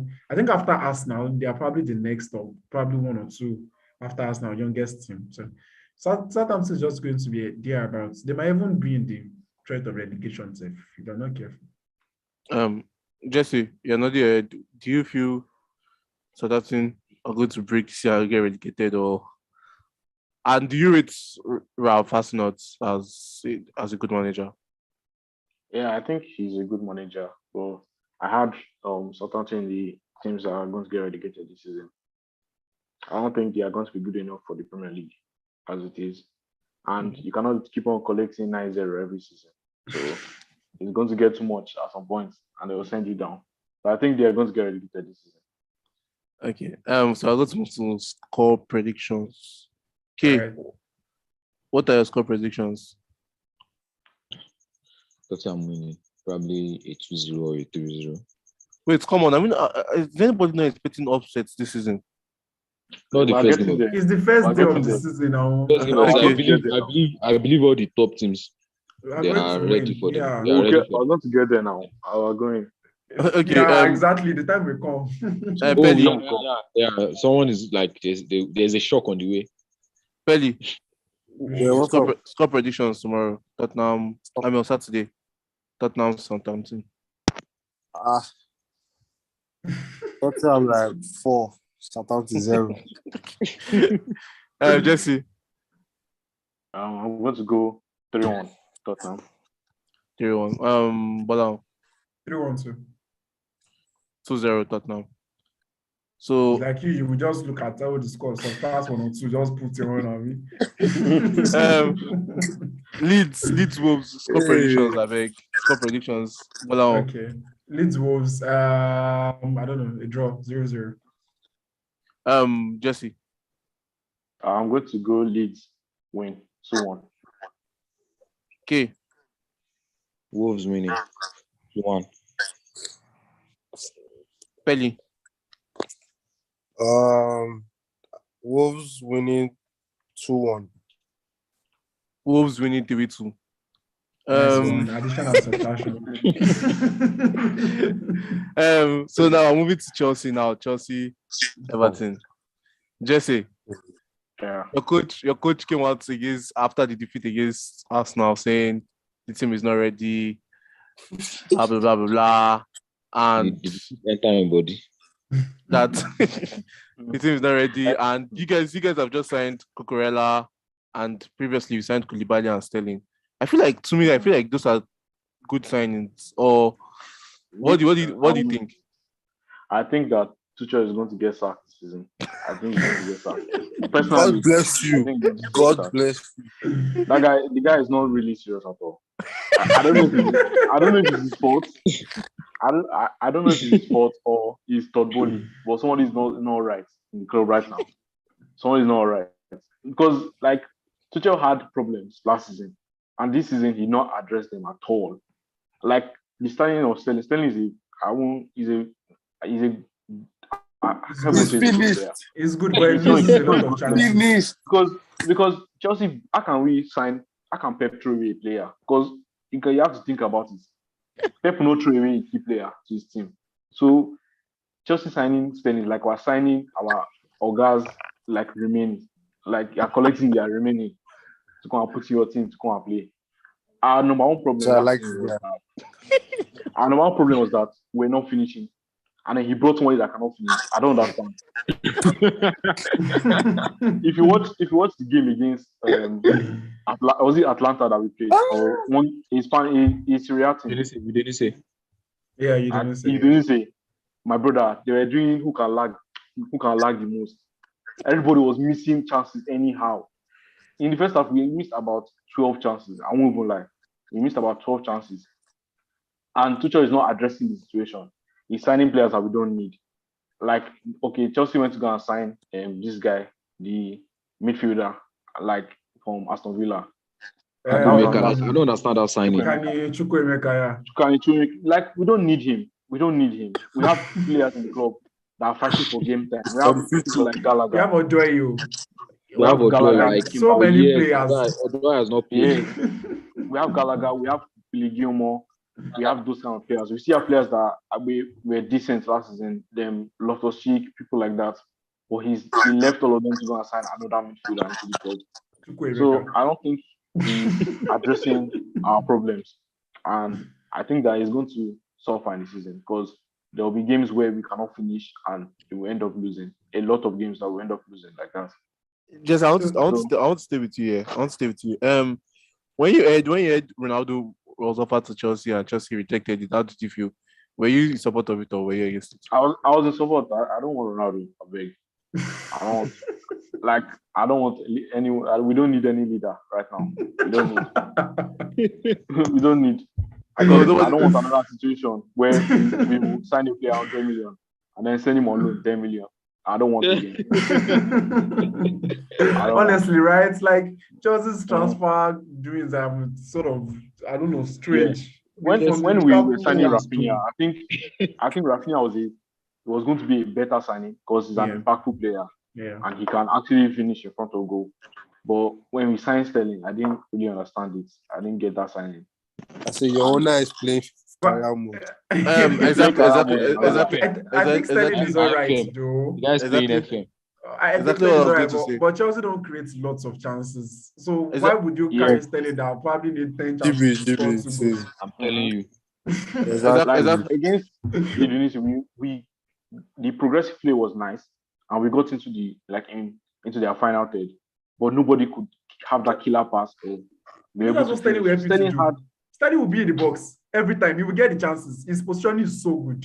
His movement of the ball is so good. Against that, he had like 3 1-on-1s, and even his goal was by mistake. Yes, the ball came back and hit him on the head and entered, and he went to still go and carry the ball as if he has done well. I didn't like what I was saying. Belly. We've been going through this. We've been going through this as Man U fans when American owner comes and they feel they know. Apparently, I heard Todd Bowley was very successful as an owner of a Super Bowl team and everything. Yeah, I think Dodgers. So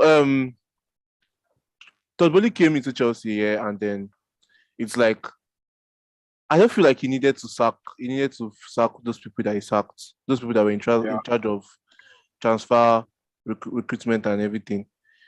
And then it's like now he's playing, as everybody has been saying, career mode and everything. But when they sacked, I think he left. No, this I think it's right now. Do you see Chelsea as being the next United, where in a few years' time they'll be shouting Todd Bowley out, or do you think anything could change where Or what do you think about it? I don't know in the next few years. Well, I don't know honestly, but him sacking the old transfer, the recruitment stuff and everything was a big mess up. Exactly, Uh, because when the Glazers came to United, yeah, I heard What they is sacked this about United now? wait, true first now. I heard they sacked everybody. I heard no, they to be sacked honest, these are the Glazers started. So yeah, they these are the came and they Glazers were that buying players. they sacked everybody, and then they were linked to Ronaldinho, they were linked with everybody, and then everybody Exactly. So Pelly, continue what you're saying. Exactly. Like that's how like he's just like I don't know his idea of football, but he looks like someone that doesn't really have like the proper knowledge of football. He Yeah. just come and just sign players on vibes. Like you said, Yeah. how are you gonna sign Stanley? You are signing We're linked to City's 60 leftover now. players. Like Mhm. so I don't know, man. I feel like they're going to be another shit. Me too. I feel like Tuchel is going to be sacked this season because he's never addressing major issues like okay, this front three that is an issue for them. Sign a replacement. You are going for Stanley. You are going for Aubameyang. Like, are you a joke? I don't know, man. I don't know. I just feel they will struggle this season, and I feel like it's going to come back biting them in the ass. This Dolly movement. Yeah. Okay, but now, so everybody's saying the future Tuchel is going to be sacked and everything, and I want to ask, do you feel that way? And if Tuchel is to be sacked, would it be his fault or would I it be don't the know owner's fault? if you are sacked, that means the results are not good enough, and that's your job as a manager. No, but then as a manager, Even if you have sticks playing, you are still going to be the one that's going to be sacked, not the owner. No, but then as a manager, I think like you need to be supported. Like you need You people need to be that back, man. You cannot say need to that. be backed. Yeah, you need to be backed though. So But the results are not good. if the owner isn't supporting him, it isn't his fault. But I think this one is probably going to give some amount of patience, like for the while. It doesn't look like, or this does. I'm very sure this is not the Abramovich regime. And for all that is what Abramovich actually made one or two mistakes in that period, but at the end it all turned out well. So yeah, Sterling signing would have been really nice if Chelsea actually bought someone that was very good at creating chances, because Sterling might need 10 chances to score your own goal and a lot of crosses at the back. One, exactly. I know that's right from my experience as a City guy, but if I don't know, the transfer window is not finished. It still remain like 20 something days. So let's wait and see. Okay, K.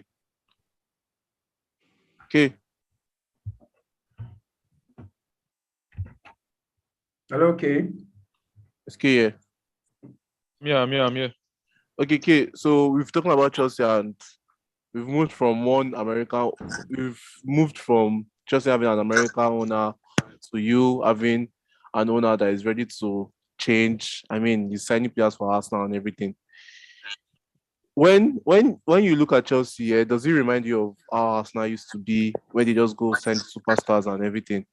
And if that's the case, are your feelings for Chelsea the same, where you feel like, oh, they could still challenge for the top four and everything, or you feel this season they're going to really have it hard? I don't know. I feel like Chelsea, I feel like they will still be in the mix at the end of the day. Okay. They might fall short probably, but I feel like they will still be in the mix because they have the kind of players that I feel like when they've some of the core of the players actually left, the likes of Rudiger. Yeah, Rudiger is actually very, very important to that team. The fire he brings to the team, they are going to miss him. But I feel like they got Koulibaly. But at the same time, they probably fall short. They will probably fall short. But it is still Chelsea we are talking about here. They might, at the end of the day, be able to make a top four finish. Like that's what I wanted to say. Like it's still Chelsea, right? It's still Chelsea. Like they have lots of players winning mentality. Honestly, they are used to this kind of pressure. Mm-hmm. They are used to this kind of pressure. Like they are always in this kind of situation every season. But honestly, if it were another team, we probably won't be saying this right now. If it was another team, yeah. But Chelsea, they have the kind of player, like not even the player, the surroundings of the club. They are used to having this kind of high performance and also. And about the owners, when I won't say when Kroenke was when he first came to Arsenal, he was the majority shareholder, quite all right, but was not the outright owner. So I don't think you can actually blame only him for the whole issue with the team. And he bought the team back.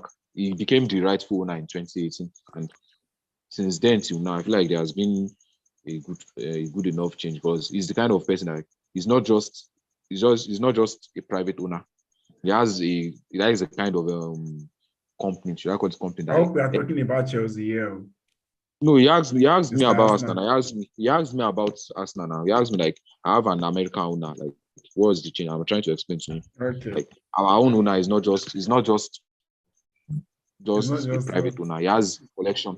He has a collection of sports teams that he owns. So I feel like he's actually into sports. And so I feel like there's a change. I feel like Todd is just an opportunist. I'll just put it that way.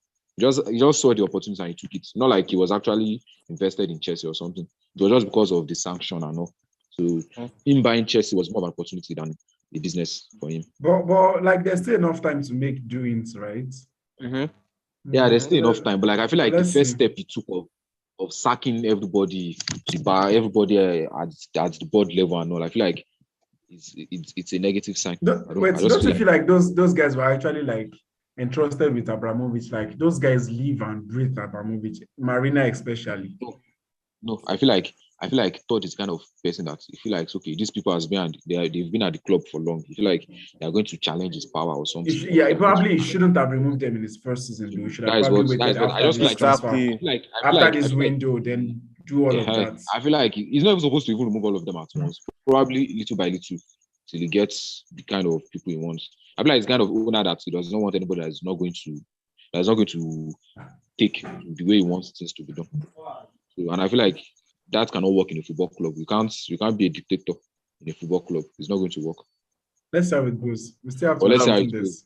But the early signs are not. No. Okay, Jesse.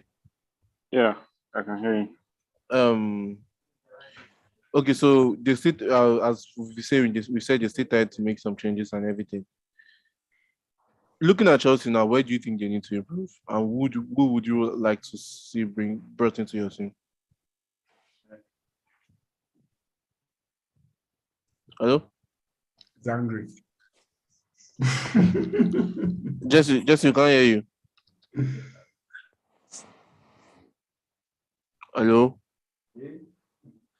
Let's move on. Maybe you can Okay. ask him the question. Yeah. Pelly. Alpha. Okay, so answer. Who? Oh shit! I can't ask you this question because I transfer. Okay, so let's move to Everton now. Frank Lampard managed to keep Everton in the league and everything. Going into this season, what should be Everton's fans' expectations? It should not be that high because Everton, they be really like from the season they had last season, like it was quite poor, and they lost their best player, arguably, and they've been still been very quiet this transfer window. So, like, they should be low, not it should be low. Yeah. Okay. Okay.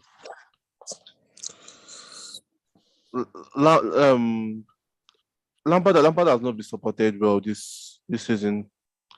This transfer window, he has not been supported well. I don't know who they've bought. Does anybody know? Yeah, they bought one guy from yeah. Okay, so with those signings, yeah, will Everton be fine this season, or they still have to worry about relegation? I feel like for them to be able to escape relegation last season, they'll probably escape. So you feel like they'll be a mid-table side? Maybe, but the fact is, I feel like what is going to work in their favor this season is that there are a lot of teams that are relegation candidates this season, so shouldn't be that. I feel so too. I also feel like Everton's quality will probably see them through at some point. Yeah, so at the end of the day, they will be able to, like, there are a lot of teams that are going to go back. There's still Fulham, there's Bournemouth, so there's Leeds. So I They feel are like playing to save. there are a Even lot of Brentford. so there are a lot I don't of even teams trust that, Brentford. there are a lot of teams that are going to drop.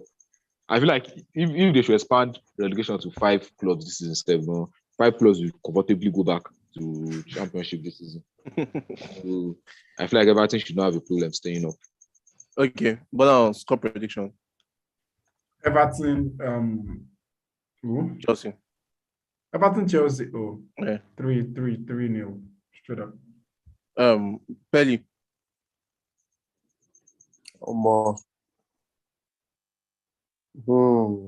Everton, Chelsea. We know Chelsea is bad, but the first game of the season, they should be able to beat Everton. Beat Everton, yeah, for sure. But that 3 too plenty. Sterling go miss to chance. You know, funny thing, Sterling will score, but you would Yeah, he have will cost score. him so much. Everton, Chelsea, I think The only reason why I don't Chelsea blame 2-0. him that much. What did you say? I said Chelsea the only reason 2-0. I don't blame Sterling too much because he's going to put himself in so many good positions. That's the to problem. Imagine if City fans can be annoyed with Sterling. How much more Chelsea fans? Those guys are like Agbero.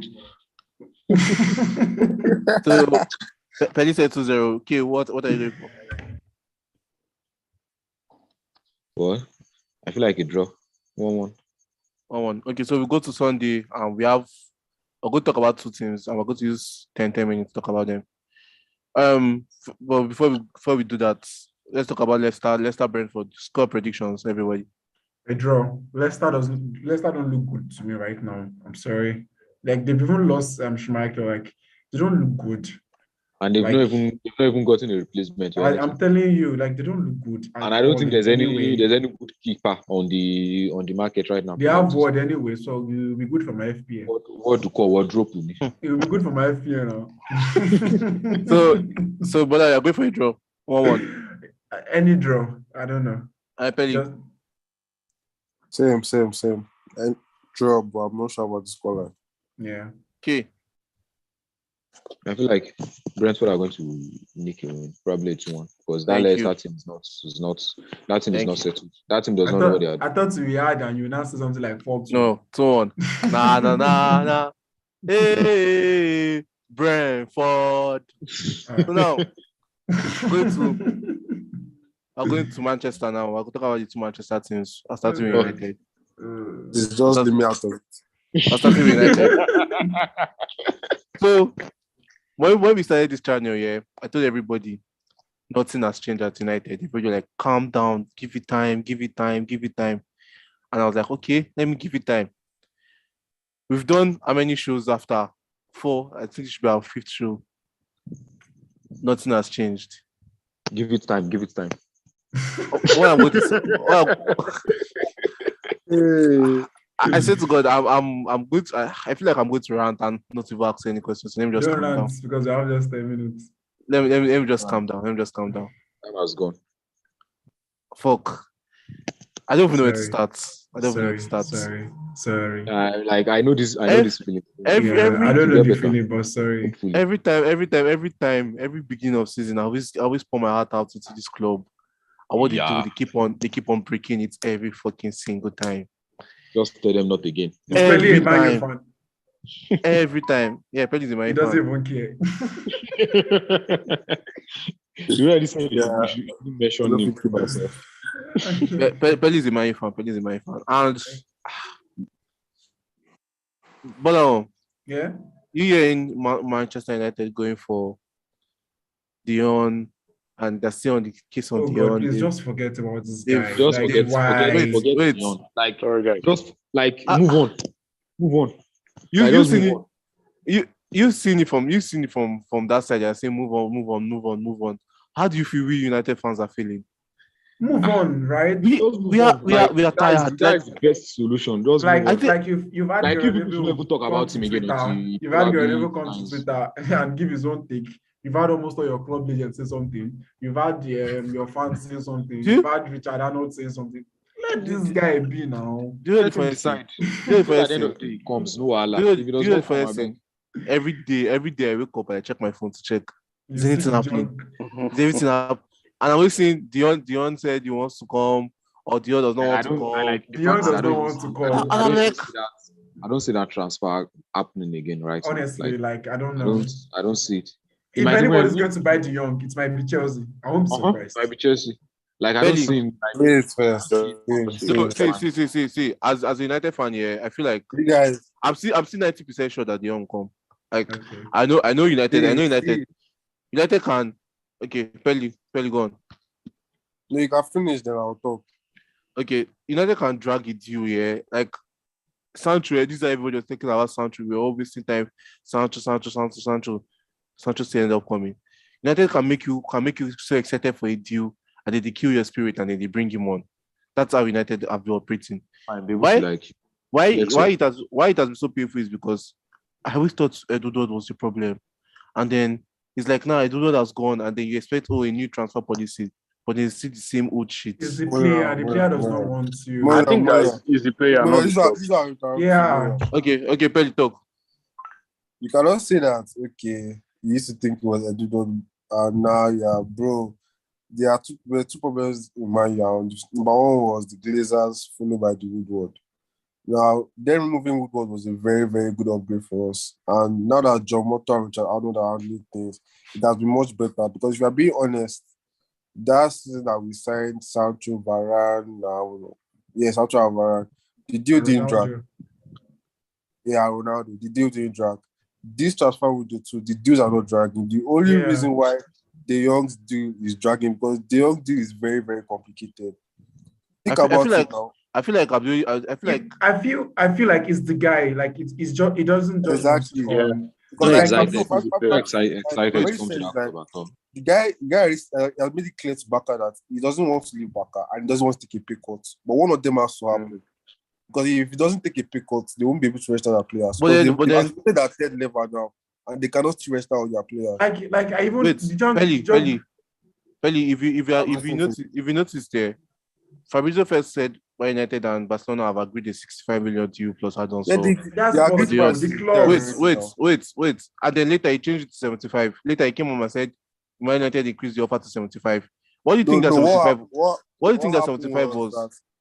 What happened was that Man U, like that extra 10 million they gave was just for Barca to clear that money they are owing De Jong. Exactly.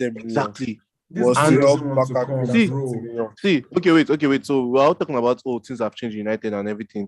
I swear to God, things are not changed because what do you expect? How do you expect to like just attract the world class player like De Jong when it doesn't even look exactly like I don't know what Champions League? Do you think De Jong does happen? Okay, wait. So wait. As Manchester United, so we're only meant to rely on one signing. We're posting other signings just to rely on De Jong. Then forget De Jong. We needed a winger this season. We've not gotten anyone. We needed. Okay, if Ronaldo goes, when your mates were buying Sterling. Man City won't sell to United now. I know, right? The place I agree with you is you say that okay, we post our other deals for De Jong, like we didn't, get Antonio when we're supposed to. Yes, that's when Man U fucked up. But what I don't like United fans is that they're always saying, okay, I remember in the Ole Moreno's time, the club was giving the coach what he did not want. Maybe he asked for this person. Maybe he asked for Sancho. You give them Ahmad, like what they did to Ole that year. That kind of a thing. And now there's a coach here now that the club has promised to back. And everybody's saying that, okay, they should back the coach. And the coach has made it obvious that, okay, it's either De Jong or nothing. He said it. De Jong he said it, yes. But then, okay, now, I saying that they should move on. Pelly, look at this. Why are you moving on? Pelly, look at it from this point of view. Okay, so we've signed Martinez for 55 million. No, we're not meant to sign Martinez for 55 million. Yeah, that was very stupid. That was very stupid deal. Okay, so we signed Dion. We signed Martinez, and then apparently we've agreed a few with Barca for Dion. So let's just say that money is kept for Dion. So I actually think that after Dion, nobody again.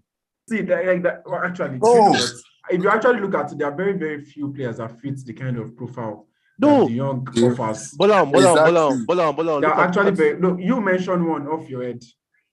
But now, no, wait, but now look at it from this point of view. Okay, wait, so we've kept the money for De Jong. We've agreed Baka that we're paying 75 million. Yeah. So that means that 75 million is already there.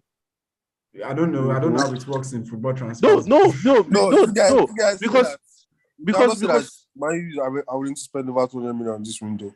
over 200 So- million. So it's okay if we've agreed 75, I'll wait for the players to just say yes, I want to go to United. Why can't we be doing other deals? Honestly, like, do you get what I'm saying? Calm. Like you Bro, have to we're something priced right? out from Anthony's deal. Do you still expect Man U to sign Anthony? Jesus Christ. So okay, so now Ten Hag is saying either Antonio or nobody. Moyo, you're No, just he eager didn't for say that. signings. That's the He- problem. didn't say that. exactly. He's not saying that. So is that You are eager for meant to be- signings. You. It's not. No, it's not about being. they're looking for another. They're looking at another striker now. See, do Yeah, that. This Sesko, right? wait. Yes, they're looking at Sesko. I'm like, First of they are all- very sure. Okay, wait. First of all, I'm going to cancel this. I'm going to just say. I'm going to say what I'm going to say. United are losing this Sunday. United is losing 2-1 this Sunday. And I'll tell you why. Ronaldo isn't fit to play. Martial is injured.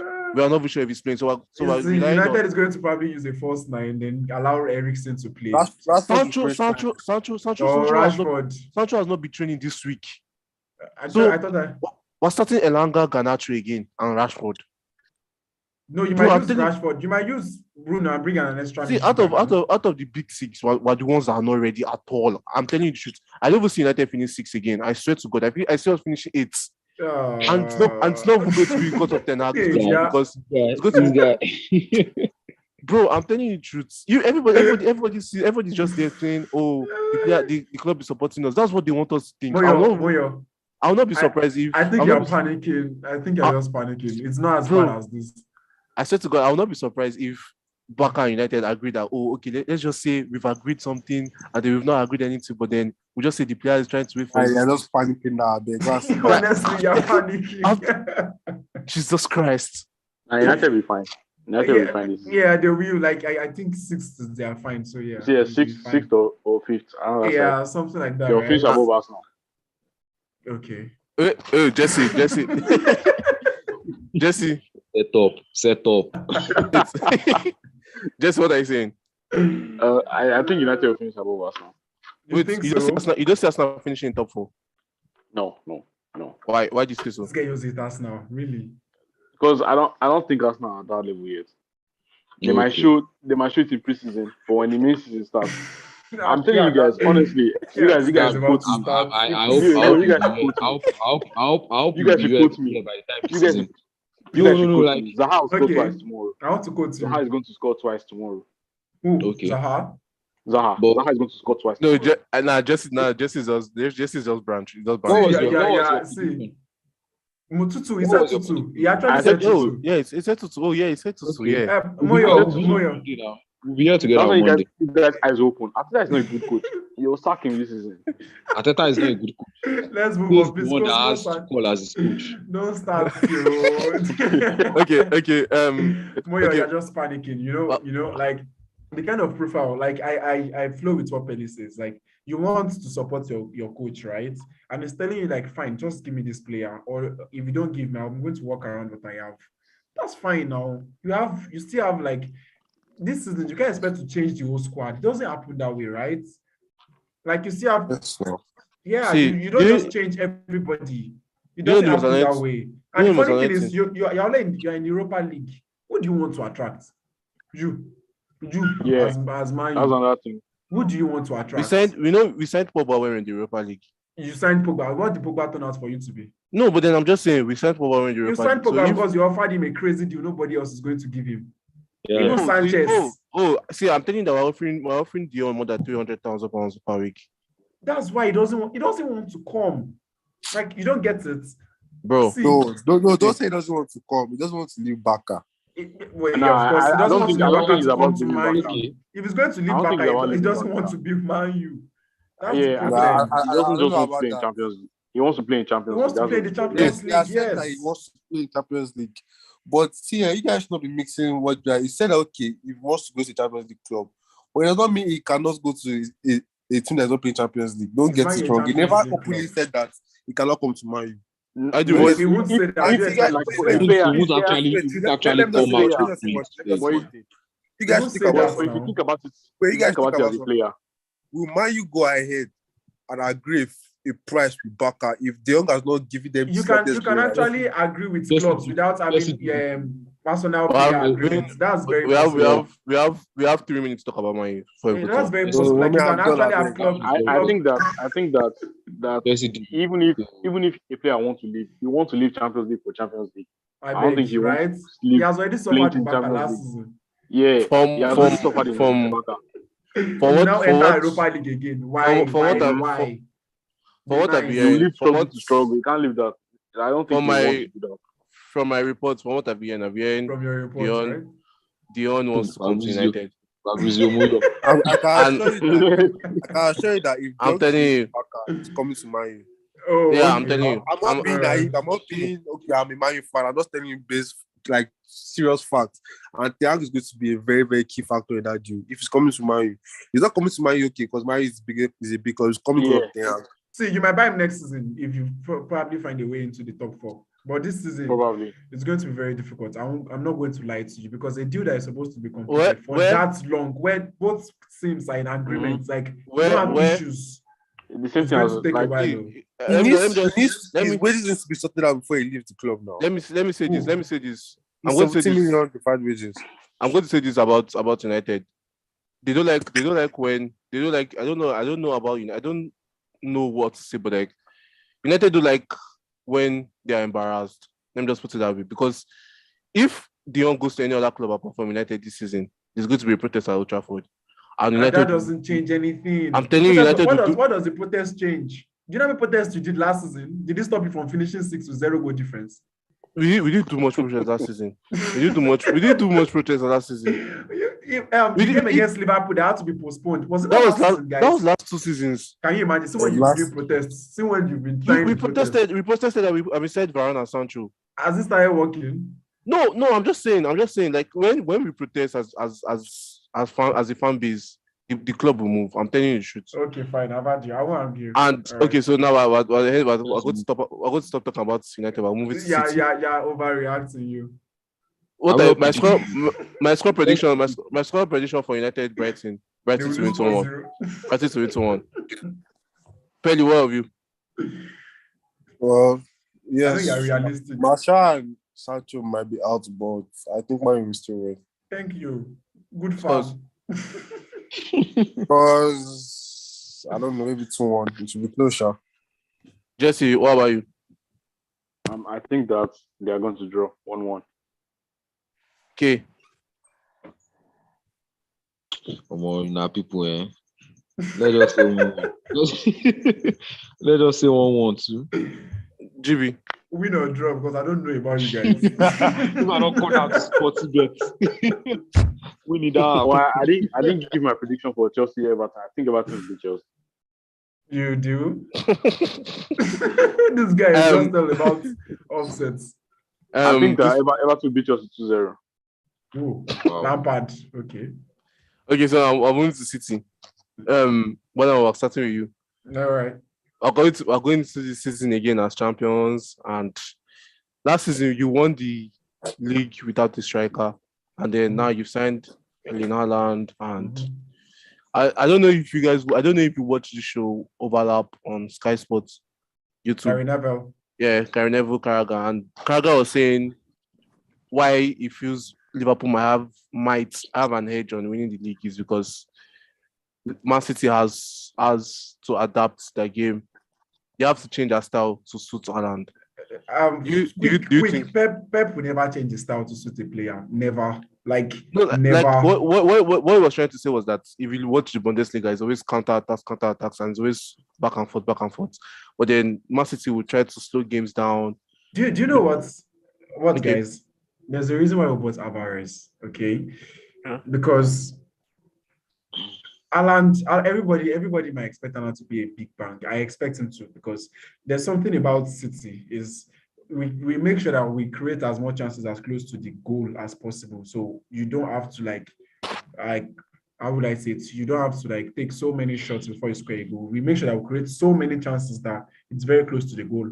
That's why consistently missing almost empty net 3-4 times in a single game. because that's just the way we play. We want the cutbacks, we want it to come back to you in the box, and then you play, you score from there. Do you get what I'm saying? So, Yeah.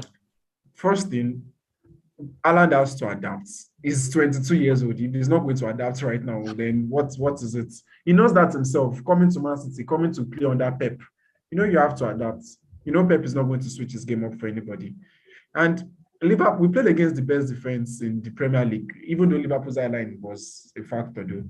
But come on, see the number of chances Haaland had, even if he missed them. He had those chances. Yeah. Like, he's going to have those chances. And I know every day is not going to be like the Liverpool's game. He's a natural goal scorer. He's going to score. So I don't see any issues that much. I only see issues when we get to like have injuries across the back line. Then that's when I'm really, really bothered. Our midfield is actually very okay and good. If we don't get to Lisbon and Silva, we are all right and fine. We can play with Foden and Alvarez when we want to play wide, and if we want to play narrow, we have Grealish and Mahrez. Then we have Haaland up front. So our midfield is fine. So, like, I think we're actually very good to go. Like, I don't agree with Carragher. For all I know, Carragher is a Liverpool guy, so whatever. No, he actually said City was going to be the league, but he just said why they might not win. Belly. Yeah, what's up? Man City have strengthened their squad again this summer window, and they've brought one of the best young striker in the world and everything. Is this a case where Is he lying? Is this a case where the league has been won before it started, or what issues do you think Man City would have this season? You said we are very funny. Which issues do you want to have? Just look at squad. They won the league now. But if Cancelo gets injured, I don't think they have another left back. Man City will obviously sign another left back. I'm Yeah, telling you, Ake we will. now. Ake Yeah, will we be will there. have Ake, yeah. We will just sign Okay. another left back. So you don't see any. So you feel the league has been won before it started? Guy, you said just sit down with me and look at. Then you look point at. Guy, and they're not breaking 5 substitutions again. Like, bro, second half, Alvarez, Foden, Grealish, all that are coming on. What do you want to do? Guy, Just back and just move on. Okay. Yes. Okay, so you've always been saying all Liverpool can do is chase Man City and everything. In this situation here, looking at this league for the past 5 years and everything, and looking into this future, do you think Man City have turned the Premier League into a farmers league? I don't know. The thing is, I can't say they've turned Premier League to a farmers league, but at the same time, they've made it so easy for them to, keep on winning the league. They've made it so easy, but at the same time, it's not like maybe they've not had challenges. It's not like maybe they've not had tough matches and all, but like, it's just the difference in quality of players they have is too wide. Seriously, like, it's just Man City and the rest of the league. That's just it. So it's not a situation of the whole league being farmers league. It's just a situation whereby a particular club is just so strong. Like, the rest just have to follow. Yeah. Jesse, Yeah. I know you're not a fan of Jack Grealish and everything, but then this season in the friendly, we saw him and Haaland's connection creating a goal against Bayern Munich. Is this season the season where you see the best of Grealish? And if not, is that a weakness, or is there a weakness Man City has at the left hand side? Yeah. If you watch the game against Liverpool, I don't think him and Cancelo can play together on the same side, to be honest. I think that if Grealish is not playing in a central role where he can have like the freedom to move around in their midfield, I don't think he can start for Pep. So I think that side is going to be a weakness. But I think But they have Foden. Alvarez. Yeah, Foden, Alvarez can fill in that left side. So they will be okay. But I don't think Grealish is going to. He's not going to. It is going to be another bad season for him. Actually, I feel it's really dependent on us signing a fullback. If we actually get to sign a fullback, then maybe. But if not, I think it's going to be difficult for him. Okay. So going into the season, well, the league is yours, and I don't know. sorry, I don't want to say the league is mine. everybody I has beg. been everybody has saying the league is yours and everything. Yes, So that's we're going to we're going to the European aspect of it. Oh God. Do you think this is the season where, because So I mean you said every season is the season. no, Where but then this season might be different because you yeah, said it. maybe. Yeah, maybe. Alan is a very good Yeah, good yeah, scorer in Champions League. yeah. So I have this feeling. It might be wrong and it might just be fake, but the Champions League actually sometimes require you having a moments player. You know, a player that can really, really just turn things up when everybody's looking, you know what I mean. So yeah, it might be different, but I don't know. I've spent the last 4 seasons saying this season might be different. So oh, okay. Pelly, let's move fast. We have to round up. Let's talk about West Ham now. Last season they finished 7th. This season they've added Samaka. Who again have they added again? They've kept Declan Rice and everything. Is this the season? Do you feel like they can be able to break it to the top 6 this season? this spell is so straight. Like, I don't understand where Muyo actually. He doesn't joke around. No. I don't even understand Muyo himself. Like, I don't understand why he would just think one particular club is going to have. Is this season they are going to? Is this? Anything is possible now. Yeah, Not everything that is possible, bro. Anything is possible, but not everything is possible. West Ham are not entering top 6, so Baba. But Like, how okay. do you want to do am? No, that top 6 is going to remain as the big 6. That's what I feel. Okay. The reason why I ask those questions is because I feel like every team has to have progression from this season from last season to this season. You have to. Some clubs are not going to have progression. They're just going to like have a steady movement. Just keep on. So you feel like West Ham is that type of club? Yeah, now they're that kind of club. Like, Maybe what are they looking for? 8, right? So What are they like? 7th or 8th is a very good season for them. Like, there's no reason for them to actually be aiming higher. Okay, so is this the season where you feel? Is this the season? Do you feel like this season they could win the Conference League? No. No. So he left to Moyo. He's going to distribute 1 cup each for everybody in England. No, they won't now. Like, I feel like there are other clubs, there are other good clubs from other leagues that are just going to like beat them to it. Last season there was. Yeah, they should. They went far last season too now. So they will always go far. Yeah. But at the end of the day, they will just fall short. Like, and that team, they are not the kind of team that can combine having European competition, league, and everything together. Okay. They had that issue because of injuries. Okay, so let's just. Okay, so I'll round it up. Jesse, this is the last question for the night before we go to the predictions. Last season, most people were talking about them not scoring goals and not having that striker, that finishing aspect of it, and then they signed Samaka. Do you rate him? Do you feel like he's the type of striker West Ham needs? Or yeah, I saw some highlights of the guy playing. I think he's going to be a good striker for West Ham because he's a very physical striker. This guy tried as their front player, Antonio. You could see that is that physicality, that link-up play, and going into the box, that kind of play that can help West Ham. And he's that type of player, so I think he'll do well. It might not be 20 goals season, but at least you help support the team with some goals. Okay, so Jesse, your score prediction. West Ham versus City. Man City. City will win. 4-1. 4-1. Yeah. Belly you.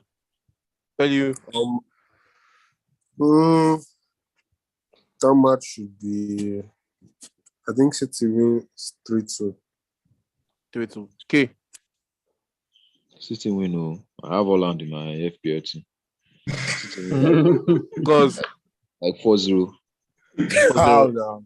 Okay, but I'm going to give you the respect of ending it, but I'm going to say my prediction. 2-1 City. So, Bola, Is that Etihad, right? no. Oh my He's god! at West Oh my Ham god! Oh my god! London Stadium. That was going to be dicey.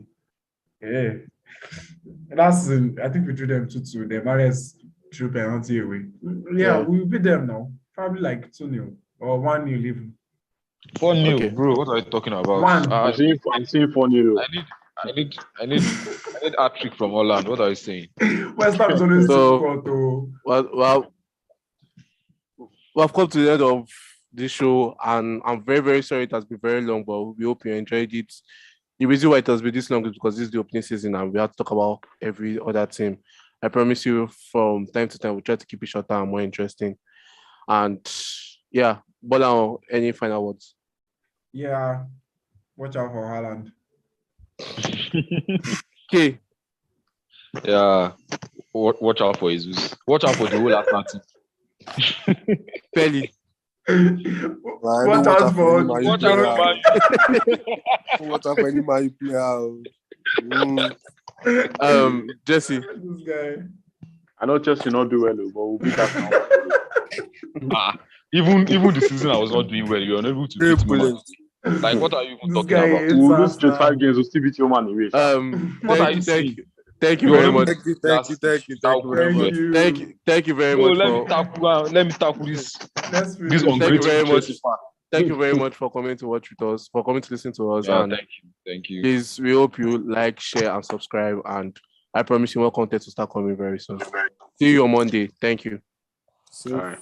Bye. Belly. Where that I Chelsea like fan? your vibe.